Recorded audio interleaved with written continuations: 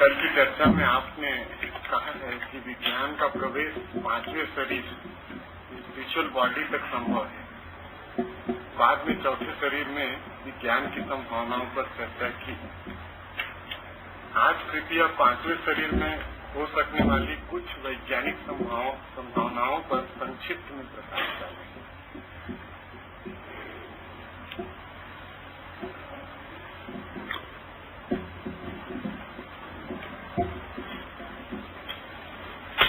एक तो जिसे हम शरीर कहते हैं और जिसे हम आत्मा कहते हैं, ये ऐसी दो चीजें नहीं हैं कि जिनके बीच सेतु न बनता हो, ब्रिज न बनता हो। इनके बीच कोई खाई नहीं है, इनके बीच जोड़ है।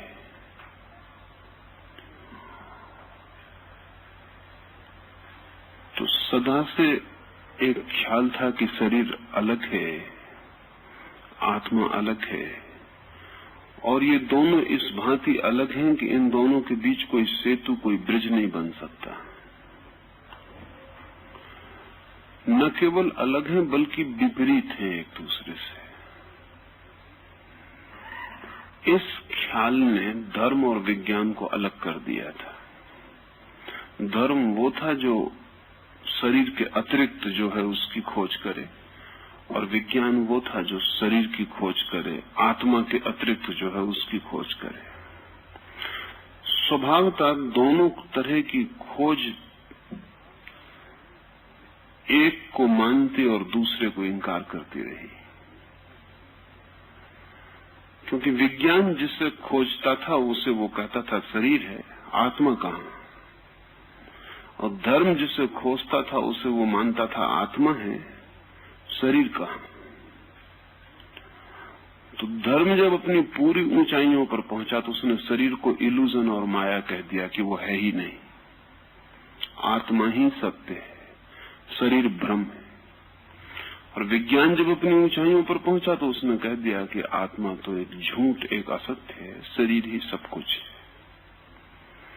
ये भ्रांति आत्मा और शरीर को अनिवार्य रूप से विरोधी तत्वों की तरह मानने से हुई। मैंने 7 शरीरों की बात कही। ये 7 शरीर, अगर पहला शरीर हम भौतिक शरीर मान लें और अंतिम शरीर आत्मिक मान लें और बीच के 5 शरीरों को छोड़ दें तो इनके बीच सेतु नहीं बन सकेगा। ऐसे ही जैसे जिन सीढ़ियों से चढ़ के आप आए हैं, ऊपर की सीढ़ी बचा लें और पहली सीढ़ी बचा लें नीचे की, और बीच की सीढ़ियों को छोड़ दें तो आपको लगेगा कि पहली सीढ़ी कहाँ और दूसरी सीढ़ी कहाँ, बीच में खाई हो जाएगी। अगर आप सारी सीढ़ियों को देखें तो पहली सीढ़ी भी आखिरी सीढ़ी से जुड़ी, और अगर ठीक से देखें तो आखिरी सीढ़ी पहली सीढ़ी का ही आखिरी हिस्सा है, और पहली सीढ़ी आखिरी सीढ़ी का पहला हिस्सा है। तो जब पूरे 7 शरीरों को हम समझेंगे तब पहले और दूसरे शरीर में जोड़ बनता है, क्योंकि पहला शरीर है भौतिक शरीर, फिजिकल बॉडी। दूसरा शरीर है इथरिक बॉडी, ईथर भाव शरीर। वो भौतिक का ही सूक्ष्मतम रूप है,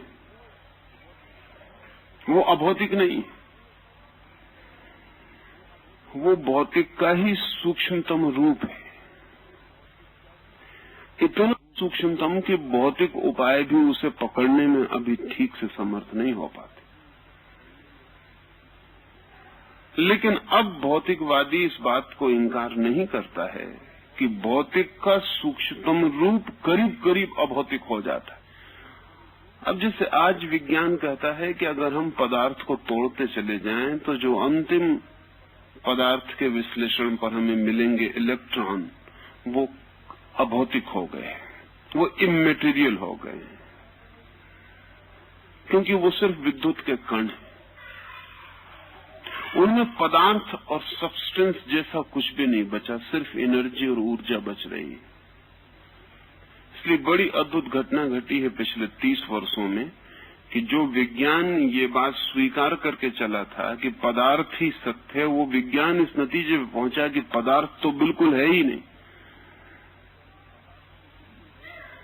एनर्जी और ऊर्जा ही सत्य है, और पदार्थ जो है वो एनर्जी का, ऊर्जा का तीव्र घूमता हुआ रूप है। इसलिए भ्रम पैदा हो रहा। एक पंखा हमारे ऊपर चल रहा है, ये पंखा इतने जोर से चलाया जा सकता है कि इसकी 3 पखड़ियां हमें दिखाई पड़नी बंद हो जाएं, और जब इसकी 3 पखड़ियां हमें दिखाई पड़नी बंद हो जाएंगी तो पंखा पखड़ियां न मालूम होके 3 का एक गोल चक्कर घूम रहा है ऐसा मालूम होगा, और तीनों पखड़ियों के बीच की जो खाली जगह है वो भर जाएगी, वो खाली नहीं रह जाएगी, क्योंकि 3 पखड़ियां दिखाई नहीं पड़ेंगी। असल में पखड़ियां इतने तेजी से घूम सकती हैं कि इसके पहले कि एक पखड़ी हटे एक जगह से और हमारी आंख से उसका प्रतिबिंब मिटे, उसके पहले दूसरी पखड़ी उसकी जगह आ जाती। प्रतिबिंब पहला बना रहता और दूसरा उसके ऊपर आ जाता, इसलिए बीच की जो खाली जगह है वो हमें दिखाई नहीं पड़ती। ये पंखा इतनी तेजी से भी घुमाया जा सकता है कि आप इसके ऊपर मजे से बैठ सकें और आपको पता न चले कि नीचे कोई चीज बदल रही है। अगर 2 पखड़ियों के बीच की खाली जगह इतनी तेजी से भर जाए कि एक पखड़ी आपके नीचे से हटे, उसके आप इसके पहले खाली जगह में से गिरे, दूसरी पखड़ी आपको संभाल ले, तो आपको 2 पखड़ियों के बीच का अंतर पता नहीं चलेगा। ये गति की बात है। अगर ऊर्जा तीव्र गति से घूमती है तो हमें पदार्थ मालूम होती है। इसलिए वैज्ञानिक आज जिस एटॉमिक एनर्जी पर सारा का सारा विस्तार कर रहा है, उस एनर्जी को किसी ने देखा नहीं, सिर्फ उसके इफेक्ट्स, उसके परिणाम भर देखे। वो मूल अणु की शक्ति किसी ने देखी नहीं, और कोई कभी देखेगा भी, ये भी अब सवाल नहीं है, लेकिन उसके परिणाम दिखाई पड़ते। एथेरिक बॉडी को अगर हम ये भी कहें कि वो मूल एटॉमिक बॉडी है तो कोई हर्ज नहीं, उसके परिणाम दिखाई पड़ते हैं। एथेरिक बॉडी को किसी ने देखा नहीं है, सिर्फ उसके परिणाम दिखाई पड़ते हैं, लेकिन उन परिणामों की वजह से वो है, ये स्वीकार कर लेने की जरूरत पड़ जाती है। ये जो दूसरा शरीर है, ये पहले भौतिक शरीर का ही सूक्ष्मतम रूप है, इसलिए इन दोनों के बीच कोई सीढ़ी बनाने में कठिनाई नहीं। ये दोनों एक तरह से जुड़े ही हुए, एक स्थूल है जो दिखाई पड़ जाता है, दूसरा सूक्ष्म दिखाई नहीं पड़ता। इथरिक बॉडी के बाद तीसरा शरीर है, जिसे हमने एस्ट्रल बॉडी, सूक्ष्म शरीर का, वो ईथर का भी सूक्ष्मतम रूप है। अभी विज्ञान उस पर नहीं पहुंचा। अभी विज्ञान इस ख्याल पे तो पहुंच गया है कि अगर पदार्थ को हम विश्लेषण करें, एनालिसिस करें और तोड़ते चले जाएं, तो अंत में ऊर्जा बचती है। उस ऊर्जा को हम ईथर कह रहे हैं। अगर ईथर को भी तोड़ा जा सके और उसके भी सूक्ष्म अंश बनाए जा सके, तो जो बचेगा वो एस्ट्रल है, उसको सूक्ष्म शरीर है। वो सूक्ष्म का भी सूक्ष्म रूप है। अभी विज्ञान वहां नहीं पहुंचा, लेकिन पहुंच जाएगा, क्योंकि कल वो भौतिक को स्वीकार करता था, आणविक को स्वीकार नहीं करता था। कल वो कहता था पदार्थ ठोस चीज है, आज वो कहता ठोस जैसी कोई चीज ही नहीं है। जो भी है सब गैर ठोस है, नॉन सॉलिड हो गया सब। ये दीवार भी जो हमें इतनी ठोस दिखाई पड़ रही, ठोस नहीं है, ये भी पोरस है, इसमें भी छेद और चीजें इसके आर पार जा रही। फिर भी हम कहेंगे कि छेदों के आसपास जिनके बीच छेद हैं, वो तो कम से कम ठोस अणु होंगे, वो भी ठोस अणु नहीं। एक एक अणु भी पोरस है। अगर हम एक अणु को बड़ा कर सकें तो जमीन और चांद और तारे और सूरज के बीच जितना फासला है, उतना अणु के कणों के बीच फासला। अगर उसको इतना बड़ा कर सकें तो फासला इतनी हो जाए। फिर वो जो फासले को भी जोड़ने वाले अणु हैं, हम कहेंगे कम से कम वो तो ठोस है, लेकिन विज्ञान कहता है वो भी ठोस नहीं, वो सिर्फ विद्युत कण है। कण भी अब विज्ञान मानने को राजी नहीं, क्योंकि कण के साथ पदार्थ का पुराना ख्याल जुड़ा हुआ है। कण का मतलब होता है पदार्थ का टुकड़ा। वो कण भी नहीं है, क्योंकि कण तो एक जैसा रहता है, वो पूरे वक्त बदलते रहते हैं। लहर की तरह है, कण की तरह नहीं। जब पानी में एक लहर उठी, जब तक आपने कहा कि लहर उठी तब तक वो कुछ और हो गई, जब आपने कहा वो रही लहर तब तक वो कुछ और हो गई। क्योंकि लहर का मतलब ये है कि वो आ रही जा रही। लेकिन अगर हम लहर भी कहें तो भी पानी की लहर एक भौतिक घटना है। इसलिए विज्ञान ने एक नया शब्द खोजा है जो कि कभी था नहीं आज से 30 साल पहले, वो है क्वांटा। अभी हिंदी में उस शब्द के लिए कहना मुश्किल है। इसलिए कहना मुश्किल है जैसा हिंदी के पास शब्द है ब्रह्म, और अंग्रेजी में कहना मुश्किल है। क्योंकि कभी जरूरत पड़ गई थी कुछ अनुभव करने वाले लोगों को, तब ये शब्द खोज लिया गया था। पश्चिम उस जगह नहीं पहुंचा कभी, इसलिए शब्द को उनकी कभी जरूरत नहीं पड़ी। इसलिए धर्म की बहुत सी भाषा के शब्द पश्चिम को सीधे लेना पड़ते हैं। जैसे ओम, उसका कोई अनुवाद दुनिया की किसी भाषा में नहीं हो सकता। वो कभी किन्हीं आध्यात्मिक गहराइयों में अनुभव की गई बात है, उसके लिए हमने एक शब्द खोज लिया था। लेकिन पश्चिम के पास उसके लिए कोई समांतर शब्द नहीं है कि उसका अनुवाद किया जा सके। ऐसी क्वांटा पश्चिम के विज्ञान की बहुत ऊंचाई पर पाया गया शब्द, जिसके लिए दूसरी भाषा में कोई शब्द नहीं। क्वांटा का अगर हम मतलब समझना चाहें तो क्वांटा का मतलब होता है कण और तरंग एक साथ। इसको कंसीव करना मुश्किल हो जाए। कोई चीज कण और तरंग एक साथ, कभी वो तरंग की तरह व्यवहार करता है और कभी कण की तरह व्यवहार करता है, और कोई भरोसा नहीं उसका कि वो कैसा व्यवहार करे। पदार्थ हमेशा भरोसे योग्य था। पदार्थ में एक सर्टेनिटी थी, लेकिन वो जो अणु ऊर्जा के आखिरी कण मिले हैं वो अनसर्टेन, उनकी कोई निश्चयात्मकता नहीं है। उनके व्यवहार को पक्का तय नहीं किया जा सकता। इसलिए पहले विज्ञान बहुत सर्टेनिटी पे खड़ा था। वो कहता था हर चीज निश्चित है। अब वैज्ञानिक उतने दावे से नहीं कह सकता हर चीज निश्चित है, क्योंकि वही जहां पहुंचा है वहीं उसको पता चला है कि निश्चित होना बहुत ऊपर ऊपर है, भीतर बहुत गहरा अनिश्चय। और एक बड़े मजे की बात है कि अनिश्चय का मतलब क्या होता है। जहां अनिश्चय है वहां चेतना होनी चाहिए, नहीं तो अनिश्चय नहीं हो सकता। अनसर्टेनिटी जो है वो कॉन्शसनेस का हिस्सा है, सर्टेनिटी जो है वो मैटर का हिस्सा है। अगर हम इस कमरे में एक कुर्सी को छोड़ जाएं तो लौट के हमको वो वहीं मिलेगी जहां थी, लेकिन एक बच्चे को हम इस कमरे में छोड़ दें तो वहीं नहीं मिलेगा जहां था। उसके बाबत अनसर्टेनिटी रहेगी कि वो कहाँ है और क्या कर रहा है। कुर्सी के बाबत हम सर्टेन हो सकते हैं कि वो वहीं है जहां थी। पदार्थ के बाबत निश्चित हुआ जा सकता है, चेतना के बाबत निश्चित नहीं हुआ जा सकता। तो विज्ञान ने जिस दिन ये स्वीकार कर लिया कि अणु का जो आखिरी हिस्सा है उसके बाबत हम निश्चित नहीं हो सकते कि वो कैसा व्यवहार करेगा, उसी दिन विज्ञान को, अभी पता नहीं है साफ, उसी दिन ये बात स्वीकृत हो गई कि वो पदार्थ का जो आखिरी हिस्सा है उसमें चेतना की संभावना स्वीकृत हो गई है। अनसर्टेनिटी चेतना का लक्षण। जड़ पदार्थ अनिश्चित नहीं हो सकता। ऐसा नहीं है कि आग का मन हो तो जलाए और मन हो तो न जलाए। ऐसा नहीं है कि पानी की तबीयत हो तो नीचे बहे और पानी की तबीयत हो तो ऊपर बहे। ऐसा नहीं है कि पानी 100 डिग्री पर गर्म होना चाहे तो 100 पे हो, 80 पे होना चाहे तो 80 पे हो। नहीं, पदार्थ का व्यवहार सुनिश्चित है। लेकिन जब हम इन सब के भीतर प्रवेश करते हैं तो वो जो आखिरी हिस्से मिलते हैं पदार्थ के, वो अनिश्चित है। इसे हम ऐसा भी समझ सकते हैं कि समझ लें कि हम मुंबई के बाबत अगर तय करना चाहें कि रोज कितने आदमी मरते हैं तो तय हो जाएगा, करीब करीब तय हो जाएगा। अगर 1 करोड़ आदमी हैं तो साल भर के हिसाब लगाने से हमको पता चल सकता है कि रोज कितने आदमी मरते हैं, और वो भविष्यवाणी करीब करीब सही होगी। थोड़ी बहुत भूल हो सकती।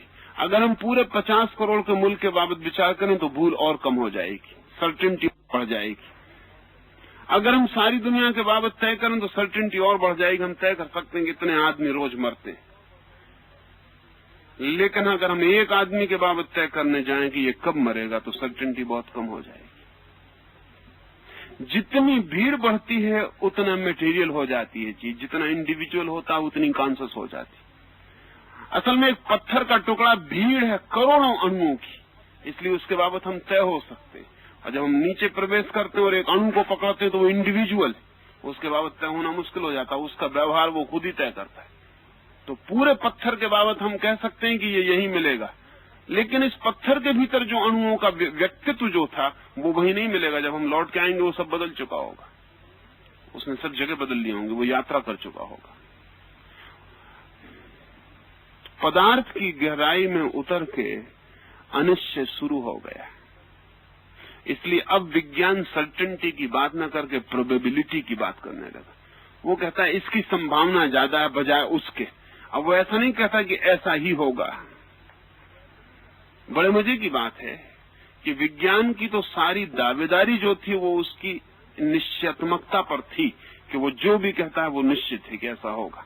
अब विज्ञान की जो गहरी खोज है उसने पैर डगमगा दिए हैं, और उसका कारण ये है कि वो फिजिकल से इथरिक पे चले गए जिसका उनको अंदाज नहीं है। असल में वो इस भाषा को स्वीकार नहीं करते, इसलिए उनको तब तक अंदाज भी नहीं हो सकता कि वो फिजिकल से हट के इथरिक पे पहुंच गए। वो पदार्थ में भी दूसरे शरीर पे पहुंच गए, और दूसरे शरीर की अपनी संभावनाएं, लेकिन पहला शरीर और दूसरा शरीर के बीच कोई खाली जगह नहीं है। तीसरा जो एस्ट्रल शरीर है वो और भी सूक्ष्म है, वो सूक्ष्म का भी सूक्ष्म। वो ईथर के भी अगर हम अणु बना सकें, जो भी बहुत मुश्किल है, क्योंकि अभी अभी तो हम मुश्किल से फिजिक्स में अणु पर पहुंच पाए, अभी हम पदार्थ के अणु बना पाए, परमाणु बना पाए, अभी ईथर के लिए बहुत वक्त लग सकता है। लेकिन जिस दिन हम ईथर के अणु बना सके उस दिन हमें पता चलेगा कि वो अणु जो हैं वो उसके पिछले आगे वाले शरीर के अणु सिद्ध होंगे, एस्ट्रल के। असल में फिजिकल को जब हमने तोड़ा तो उसके अणु इथरिक सिद्ध हुए हैं, ईथर को हम तोड़ेंगे तो उसके अणु एस्ट्रल सिद्ध होंगे, सूक्ष्म के सिद्ध होंगे। तब उनके बीच एक जोड़ मिल जाएगा। ये तीन शरीर तो बहुत स्पष्ट जुड़े हुए हैं, इसलिए प्रेतात्माओं के चित्र लिए जा सके। प्रेतात्मा के पास भौतिक शरीर नहीं होता, इथरिक बॉडी से शुरू होता उसका पर्दा जो है। प्रेतात्माओं के चित्र लिए जा सके सिर्फ इसी वजह से कि ईथर भी अगर बहुत कंडेंस्ड हो जाए तो बहुत सेंसिटिव प्लेट उसे पकड़ सकती है। और ईथर के साथ एक सुविधा है कि इतनी सूक्ष्म है, इसलिए बहुत मनुष्य से प्रभावित होती। अगर एक प्रेत ये चाहे कि मैं यहां प्रकट हो जाऊं तो वो अपनी इथरिक बॉडी को कंडेंस्ड कर लेगा, सघन कर लेगा। वे अणु जो दूर दूर हैं पास सरक आएंगे और उसकी एक रूपरेखा बन जाएगी। उस रूपरेखा का चित्र लिया जा सका है, उस रूपरेखा का चित्र पकड़ा जा सका है। ये जो दूसरा हमारा ईथर का बना हुआ शरीर है, ये हमारे भौतिक शरीर से कहीं ज्यादा मन से प्रभावित हो सकता है। भौतिक शरीर भी हमारे मन से प्रभावित होता है, लेकिन उतना नहीं। जितना सूक्ष्म होगा उतने मन से प्रभावित होने लगा, उतने मन के करीब हो जाएगा। एस्ट्रल शरीर तो और भी ज्यादा मन से प्रभावित होता है, इसलिए एस्ट्रल ट्रेवलिंग संभव हो जाती है। एक आदमी इस कमरे में सो के भी अपनी एस्ट्रल बॉडी से दुनिया के किसी भी हिस्से में हो सकता है। इसलिए ये जो कहानियां बहुत बार सुनी होंगी कि एक आदमी 2 जगह दिखाई पड़ गया, 3 जगह दिखाई पड़ गया, इसमें कोई कठिनाई नहीं है।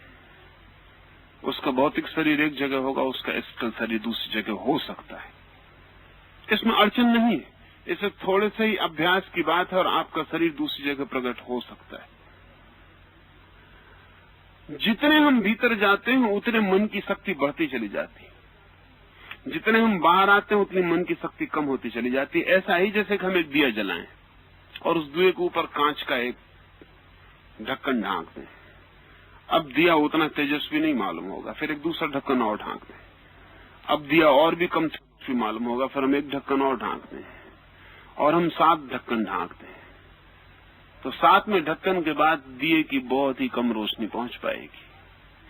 पहले ढक्कन के बाद ज्यादा पहुंचती थी, दूसरे के बाद उससे कम, तीसरे पर और कम, 7वें पे बहुत धीमी और धूमिल हो जाएगी, क्योंकि 7 पर्दों को पार करके आएगी।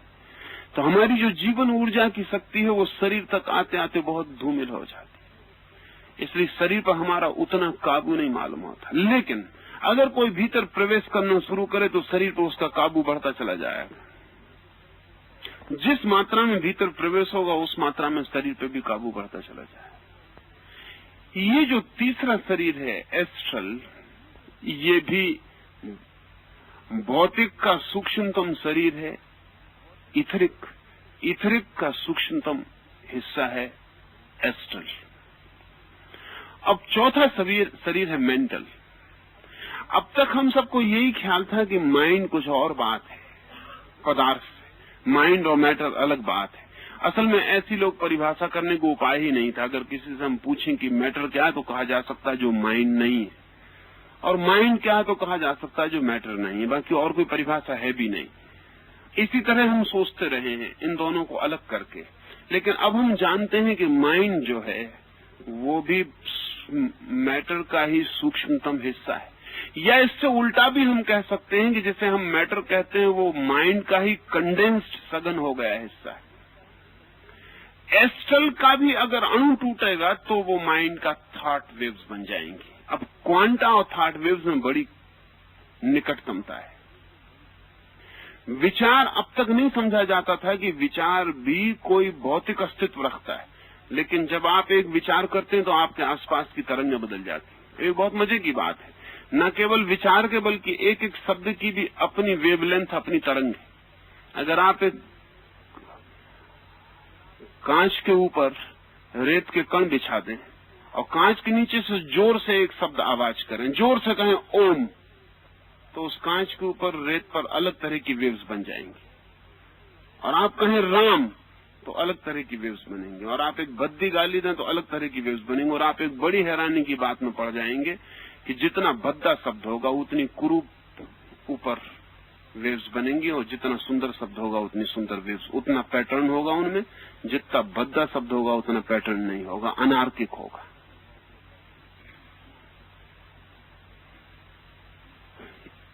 शब्द का भी इसलिए बहुत हजारों वर्ष तक शब्द के लिए बड़ी खोजबीन हुई कि कौन सा शब्द सुंदर तरंगें पैदा करता है, कौन सा शब्द कितना वजन रखता है दूसरे के हृदय तक चोट पहुंचाने में। लेकिन शब्द तो प्रकट हो गया विचार है। अप्रगट शब्द भी अपनी ध्वनियां रखता है, जिसको हम विचार कहते हैं, थॉट कहते हैं। जब आप सोच रहे हैं कुछ, तब भी आपके चारों तरफ विशेष प्रकार की ध्वनियां फैलनी शुरू हो जाती, विशेष प्रकार की तरंगें आपको घेर लेती। इसलिए बहुत बार आपको ऐसा लगता है कि किसी आदमी के पास जाके आप अचानक उदास हो जाते हैं, अभी उसने कुछ कहा भी नहीं, हो सकता है वो ऐसे हंसी रहा हो आपको मिलके, लेकिन फिर भी कोई उदासी आपको भीतर से पकड़ लेती। किसी आदमी के पास जाके आप बहुत प्रफुल्लित हो जाते हैं। किसी कमरे में प्रवेश करते से आपको लगता है कि आप कुछ भीतर बदल गए, कुछ पवित्रता पकड़ लेती, अपवित्रता पकड़ लेती है। किसी क्षण में कहीं कोई शांति पकड़ लेती है, कहीं कोई अशांति छू लेती है, जिसको आपको समझना मुश्किल हो जाता है कि मैं तो अभी अशांत नहीं था, अचानक ये अशांति मन में क्यों उठाई। आपके चारों तरफ विचारों की तरंगे, और वे तरंगें 24 घंटे आप में प्रवेश कर रही हैं। अभी तो एक फ्रेंच वैज्ञानिक ने एक छोटा सा यंत्र बनाया जो विचार की तरंगों को पकड़ने में सफल हुआ है। उस यंत्र के पास जाते ही से वो बताना शुरू कर देता है कि आदमी किस तरह के विचार कर रहा है, उस पर तरंगें पकड़नी शुरू हो जाती। अगर एक इडियट को, जड़ बुद्धि आदमी को ले जाया जाए तो उसमें बहुत कम तरंगें पकड़ती हैं, क्योंकि वो विचार ही नहीं कर रहा। अगर एक बहुत प्रतिभाशाली आदमी को ले जाया जाए तो वो पूरा का पूरा यंत्र कंपन देने लगता है, उसमें इतनी तरंगें पकड़ने लगती। तो जिसको हम मन कहते हैं वो एस्ट्रल का, सूक्ष्म का भी सूक्ष्म है। निरंतर भीतर हम सूक्ष्म से सूक्ष्म होते चले जाते हैं। अभी विज्ञान इथरिक तक पहुंच पाया है। अभी भी उसने उसको इथरिक नहीं कहा है, उसको एटॉमिक कह रहा है, पारमाणिक कह रहा है, ऊर्जा एनर्जी कह रहा है, लेकिन वो दूसरे शरीर पर उतर गया है। सत्व के दूसरे शरीर पर वो उतर गया है। तीसरे शरीर पर उतरने में बहुत देर नहीं लगेगी, वो तीसरे शरीर पर उतर जाएगा। उतरने की जरूरतें पैदा हो गई। चौथे शरीर पर भी बहुत दूसरी दिशाओं से काम चल रहा है, क्योंकि मन को अलग ही समझा जाता था, इसलिए कुछ वैज्ञानिक मन पर अलग से ही काम कर रहे हैं, वो शरीर से काम ही नहीं कर रहे। उन्होंने चौथे शरीर के संबंध में बहुत सी बातों का अनुभव कर लिया है। अब जिससे हम सब एक अर्थ में ट्रांसमीटर्स हैं और हमारे विचार हमारे चारों तरफ विकीर्ण हो रहे हैं। मैं आपसे जब नहीं भी बोल रहा हूं तब भी मेरा विचार आप तक जा रहा है। अभी रूस में इस संबंध में काफी दूर तक काम हुआ है और एक वैज्ञानिक फयादेव ने 1000 मील दूर तक विचार का संप्रेषण किया है। वो मास्को में बैठा और 1000 मील दूर दूसरे आदमी को विचार का संप्रेषण कर रहा है। ठीक वैसे ही जैसे रेडियो से ट्रांसमिशन होता है, ऐसे ही अगर हम संकल्प पूर्वक एक दिशा में अपने चित्त को केंद्रित करके किसी विचार को तीव्रता से संप्रेषित करें तो वो उस दिशा में पहुंच जाता है। और अगर दूसरी तरफ भी माइंड रिसीव करने को, ग्राहक होने को तैयार हो, उसी क्षण में, उसी दिशा में अपने मन को केंद्रित करके खुला हो और स्वीकार करने को राजी हो, तो विचार संप्रेषित हो जाता है। इस पर कभी छोटा मोटा प्रयोग आप घर में करके देखें तो अच्छा होगा। छोटे बच्चे जल्दी से पकड़ लेते हैं क्योंकि अभी उनकी ग्राहकता तीव्र होती है। कमरा बंद कर लें, एक छोटे बच्चे को कमरे को अंधेरे करके दूसरे कोने पे बिठा दें, आप दूसरे कोने पे बैठ जाएं और उस बच्चे से कहें कि 5 मिनट के लिए तू ध्यान मेरी तरफ रखना, मैं तुझसे कुछ चुपचाप कुछ कहूंगा, वो तू सुनने की कोशिश करना, अगर तुझे सुनाई पड़ जाए तो बोल देना। फिर आप एक शब्द पकड़ लें, कोई भी, जैसे राम या गुलाब, और इस शब्द को उस बच्चे की तरफ ध्यान रख के जोर से अपने भीतर गुंजाने लगे, बोले नहीं, राम राम ही गुंजाने लगे। एक 2-3 दिन में आप पाएंगे कि उस बच्चे ने आपके शब्द को पकड़ना शुरू कर दिया। तब इसका क्या मतलब हुआ? फिर इससे उल्टा भी हो सकता है। एक दफा ऐसा हो जाए तो आपको आसानी हो जाएगी, फिर आप बच्चे को बिठा सकते हैं और उससे कह सकते हैं वो एक शब्द अपने भीतर सोच के आपकी तरफ फेंके, लेकिन तब आप ग्राहक हो सकेंगे क्योंकि आपका डाउट, आपका संदेह गिर गया होगा। घटना घट सकती है तो फिर ग्राहकता बढ़ जाती। आपके और आपके बच्चे के बीच तो भौतिक जगत फैला हुआ है। ये विचार किसी गहरे अर्थों में भौतिक ही होना चाहिए, अन्यथा इस भौतिक माध्यम को पार न कर पाए। ये जान के आपको हैरानी होगी कि महावीर ने कर्म तक को भौतिक कहा है, फिजिकल कहा है, मेटीरियल कहा है। जब आप क्रोध करते हैं और किसी की हत्या कर देते हैं तो आपने कर्म किया, क्रोध का और हत्या करने का। महावीर कहते हैं ये भी सूक्ष्म अणुओं में आप में चिपक जाता है, कर्म मल बन जाता है। ये भी मटेरियल है, ये भी कोई इमटेरियल चीज नहीं है, ये भी मैटर की तरह पकड़ लेता है आपको। और इसलिए महावीर निर्जरा जिसको कहते हैं, वो निर्जरा कहते हैं इस कर्म मल से जितने छुटकारा हो जाए, ये सारा का सारा जो कर्म अणु आपके चारों तरफ जुड़ गए ये गिर जाएं। जिस दिन ये गिर जाएंगे उस दिन आप शुद्धतम शेष रह जाएंगे, वो निर्जरा होगी। निर्जरा का मतलब है कर्म के अणुओं का जड़ जाना। कर्म भी, जब आप क्रोध करते हैं तब आप एक कर्म कर रहे हैं, वो क्रोध भी आणविक होकर ही आपके साथ चलता है। इसलिए जब आपका ये शरीर गिर जाता तब भी उसको गिरने की जरूरत नहीं होती, वो दूसरे जन्म में भी आपके साथ खड़ा हो जाता, क्योंकि वो अति सूक्ष्म। तो मेंटल बॉडी जो है, मनस शरीर जो है, वो एस्ट्रल बॉडी का सूक्ष्मतम हिस्सा है। और इसलिए इन चारों में कोई कहीं भी कहीं कोई खाली जगह नहीं, ये सब एक दूसरे के सूक्ष्म होते गए हिस्से हैं। मेंटल बॉडी पर काफी काम हुआ है, क्योंकि अलग से मनस्शास्त्र उस पर काम कर रहा है और विशेषकर पैरासाइकोलॉजी उस पर अलग से काम कर रही है, परामनोविज्ञान अलग से काम कर रहा है। और मन के इतने अद्भुत ख्याल विज्ञान के पकड़ में आ गए हैं, धर्म के पकड़ में तो बहुत समय से थे। विज्ञान की पकड़ में भी बहुत सी बातें साफ हो गई। अब जैसे एक आदमी और वो जुआ खेलता है, अब मांट कार्लो में ऐसे ढेर आदमी हैं जिनको जुए में हराना मुश्किल है, क्योंकि वो जो पांसा फेंकते हैं वो जो नंबर फेंकना चाहते हैं वही फेंक लेते हैं। उनके पांसे बदल देने से कोई फर्क नहीं पड़ता। पहले तो समझा जाता था कि वो पांसे कुछ चालबाजी से बनाए गए हैं कि वो पांसे वहीं गिर जाते हैं जहां वो गिराना चाहते हैं, लेकिन हर तरह के पांसे देकर वो जो नंबर लाना चाहते हैं वही आंकड़ा ले आते, आंख बंद करके भी ले आते। तब बड़ी मुश्किल हो गई, तब इसकी जांच पड़ताल करनी जरूरी होगी कि बात क्या है। असल में उनका विचार का तीव्र संकल्प पांसे को प्रभावित करता है। वो जो लाना चाहते हैं उसके तीव्र संकल्प की धारा से पांसों को फेंकते हैं। विचार की वो तरंगें उन पांसों को उसी आंकड़े पर ले आती।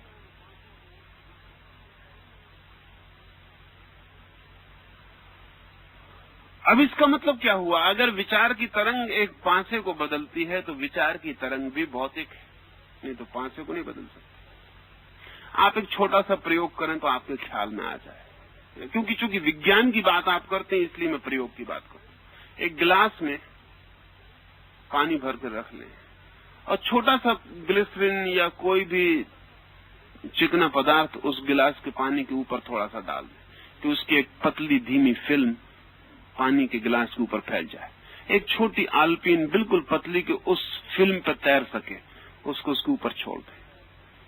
फिर कमरे को सब तरफ से बंद करके दोनों हाथों को जमीन पर टेक के आंखें उस छोटी सी आलपीन पर गड़ा लें।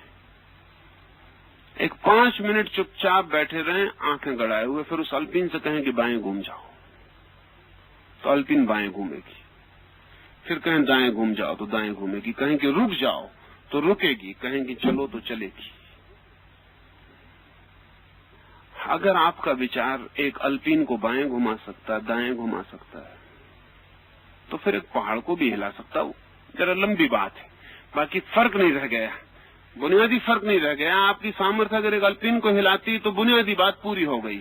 अब ये दूसरी बात है कि पहाड़ बहुत बड़ा पड़ जाए, आप न हिला पाए, लेकिन हिल सकता है पहाड़। हमारे विचार की तरंग पदार्थ को छूती और रूपांतरित करती है। इसीलिए अगर आपके कपड़े को दिया जा सके, ऐसे लोग हैं जिनको आपके हाथ का रुमाल दिया जा सके, तो आपके व्यक्तित्व के संबंध में वे करीब करीब उतनी ही बातें बता देंगे जितना आपको देख के बताया जा सकता था, क्योंकि आपके हाथ का रुमाल आपके विचार की तरंगों को अवशोषित कर जाता है। आपका गहना आपके तरंगों को अवशोषित कर जाता है। और मजा यह है कि वो इतनी सूक्ष्म तरंगे हैं कि एक रुमाल जो सिकंदर के हाथ में रहा हो वो अभी भी सिकंदर के व्यक्तित्व की खबर देता है। वो इतनी सूक्ष्म तरंगे हैं कि उनको फिर बाहर निकलने में करोड़ों वर्ष लग जाते। इसलिए कब्रें हमने बनानी शुरू की थी, समाधियां बनानी शुरू की थी। कल मैंने आपसे कहा था कि इस मुल्क में हम मरे हुए आदमी को तत्काल जला देते हैं, लेकिन सन्यासी को नहीं जलाते। मरे हुए आदमी को इसलिए जला देते हैं कि उसकी आत्मा उसके आसपास न भटके। सन्यासी को इसलिए जलाते कि उसकी तो जिंदगी में आत्मा ने आसपास भटकना बंद कर दिया था। अब उसके शरीर को, उसकी आत्मा को कोई खतरा नहीं है कि वो भटके, और उसके शरीर को हम बचा लेना चाहते हैं, क्योंकि जो आदमी अगर 30 वर्ष तक पवित्रता के विचारों में जिया हो, उसका शरीर हजारों लाखों वर्ष तक उस तरह की तरंगों को विकीर्ण करता रहेगा और उसकी समाधि अर्थपूर्ण हो जाएगी। उसकी समाधि के आसपास परिणाम होंगे। वो शरीर तो मर गया, लेकिन वो शरीर इतने निकट रहा है उस आत्मा के कि अवशोषित कर गया है बहुत कुछ। जो भी विकीर्ण हो रहा था उसे वो अवशोषित कर गया। विचार की अनंत संभावनाएं हैं, लेकिन हैं वे सब भौतिक। इसलिए जब आप एक विचार सोचते हैं तो बहुत ध्यान रख कर सोचना चाहिए। क्योंकि उसकी तरंगें आप नहीं होंगे तब भी शेष रहेंगी। नहीं, आपका मर जाना, आपकी उम्र बहुत कम है, लेकिन विचार इतना सूक्ष्म है कि उसकी उम्र बहुत ज्यादा है। इसलिए वैज्ञानिक तो अब इस ख्याल पर पहुंचे हैं कि अगर जीसस कभी हुए हैं या कृष्ण कभी हुए हैं तो आज नहीं कल हम उनकी विचार तरंगों को पकड़ने में समर्थ हो जाएंगे, और ये तय हो सकेगा कि कृष्ण ने गीता कभी कही है कि नहीं कही है। क्योंकि वे विचार तरंगें जो कृष्ण से निकली हैं वे आज भी लोकांतर में किसी ग्रह, किसी उपग्रह के पास टकरा रही होंगी, ऐसे ही जैसे हम एक कंकड़ समुद्र में फेंके। तो जब कंकड़ गिरता है तो एक छोटा सा छिद्र, एक छोटा सा वर्तुल समुद्र के पानी पर बनेगा, फिर कंकड़ तो डूब जाएगा। कंकड़ की जिंदगी पानी की सतह पे बहुत ज्यादा नहीं, कंकड़ की जिंदगी तो पानी पे छुआ नहीं कि गया, लेकिन उस वर्तुल से, कंकड़ की चोट से जो तरंगें पैदा हुई वो फैलनी शुरू हो जाएंगी, वो बढ़ती जाएंगी, वो अंतहीन है उनका बढ़ाव। आपकी आंख से ओझल हो जाएंगी, लेकिन न मालूम किन दूर तटों पर वो अभी भी बढ़ रही हों। जो विचार कभी भी पैदा हुए हैं, बोले ही नहीं गए, जो मन में भी हुए, वे विचार भी दूर इस जगत के आकाश में किन्हीं किनारों पर अभी भी बढ़ते चले जा रहे। उनको पकड़ा जा सकता है। किसी दिन अगर मनुष्य की गति तीव्र हो सकी विज्ञान की और उनसे आगे निकल सके तो उन्हें सुना जा सकता। अब समझिए कि दिल्ली से अगर एक रेडियो पर रेडियो वेव्स बंबई के लिए खबर भेजती हैं तो उसी वक्त थोड़ी खबर यहां आ जाती जब दिल्ली से की जाती है। थोड़ा टाइम गैप है, क्योंकि ध्वनि की यात्रा में समय लगता है। दिल्ली में तो वो ध्वनि मर चुकी होती जब बंबई आती, वहां से तरंगें आगे निकल गई होती। दिल्ली में वो नहीं है। अब थोड़े ही क्षणों का फासला पड़ता है, लेकिन क्षण बीच में गिरते। अगर समझ लें कि न्यूयॉर्क से एक आदमी को टेलीविजन पर हम देख रहे हैं, तो जब उसका चित्र न्यूयॉर्क में बनता है तभी हमें दिखाई नहीं पड़ता। उसके चित्र बनने में और हम तक पहुंचने में समय का फासला है। ये भी हो सकता है इस समय वो आदमी मर गया हो, लेकिन हमें वो आदमी जिंदा दिखाई पड़ेगा। हमारी पृथ्वी से भी विचार की, चित्रों की तरंगें अनंत लोकों तक जा रही हैं। अगर हम उन तरंगों के आगे जाके कभी भी उनको पकड़ सके तो वे अभी भी जिंदा हैं उस अर्थों में। आदमी मर जाता है, विचार इतनी जल्दी नहीं मरता। आदमी की उम्र बहुत कम है, विचार की उम्र बहुत ज्यादा है। और ये भी ख्याल रहे कि जो विचार हम प्रकट नहीं करते उसकी उम्र और ज्यादा है उस विचार से जो हम प्रकट कर देते, क्योंकि वो और ज्यादा सूक्ष्म। जो अप्रगट है वो और सूक्ष्म, उसकी उम्र और ज्यादा। जितना सूक्ष्म उतनी ज्यादा उम्र, जितना स्थूल उतनी कम उम्र। ये जो विचार है ये बहुत तरह से, जिसको हम भौतिक जगत कह रहे हैं, उसको प्रभावित कर रहे हैं, हमें ख्याल में नहीं। अभी तो वनस्पति शास्त्री इस अनुभव पर पहुंच गया कि अगर एक पौधे के पास प्रीतिपूर्ण संगीत बजाया जाए तो पौधा जल्दी फल देना शुरू कर देता है, जल्दी उसमें फूल आ जाते हैं बेमौसम। अगर उसके पास कुरु, भद्दा और नॉइजी संगीत बजाया जाए तो मौसम भी निकल जाता है और उसके फल नहीं आते और फूल नहीं आते। वो तरंगें उसको छू रही हैं, उसको स्पर्श कर रही हैं। गायें ज्यादा दूध दे देती हैं खास संगीत के प्रभाव में, खास संगीत के प्रभाव में दूध देना बंद ही कर देती। विचार इससे भी सूक्ष्म हवा पैदा कर रहा है, उसके चारों तरफ तरंगों की एक छाया है और हर आदमी अपने विचार का एक जगत अपने साथ लेके चल रहा है, जिससे पूरे वक्त चीजें विकीर्ण हो रही हैं। ये जो विकीर्ण होती हुई किरणें हैं ये भी भौतिक है। हमारा माइंड जिसे हम कहते हैं वो मेंटल ही नहीं है। हम जिसे मन कहते हैं वो मनस ही नहीं है, वो भौतिक का ही 4 सीढ़ियां छलांग लगा के सूक्ष्म रूप है। इसलिए कठिनाई नहीं कि विज्ञान वहां पहुंच जाए,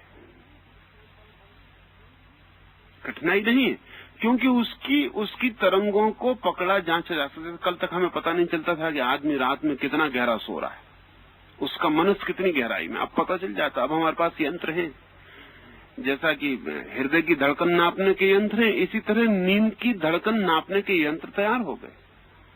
तो रात भर आपकी खोपड़ी पे एक यंत्र लगा रहता है, वो पता पूरे वक्त ग्राफ बनाता रहता है कि कितनी गहराई में हो। वो ग्राफ बनता रहता है पूरे वक्त, आदमी इस वक्त ज्यादा गहराई में, इस वक्त कम गहराई में।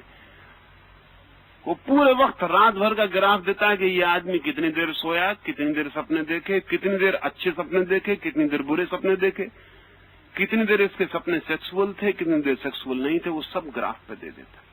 कोई अमेरिका में इस समय 10 लेबोरेटरी हैं जिनमें हजारों लोग रात में पैसा दे के सुलाए जा रहे हैं, जिनकी नींद पर बड़ा परीक्षण चल रहा है।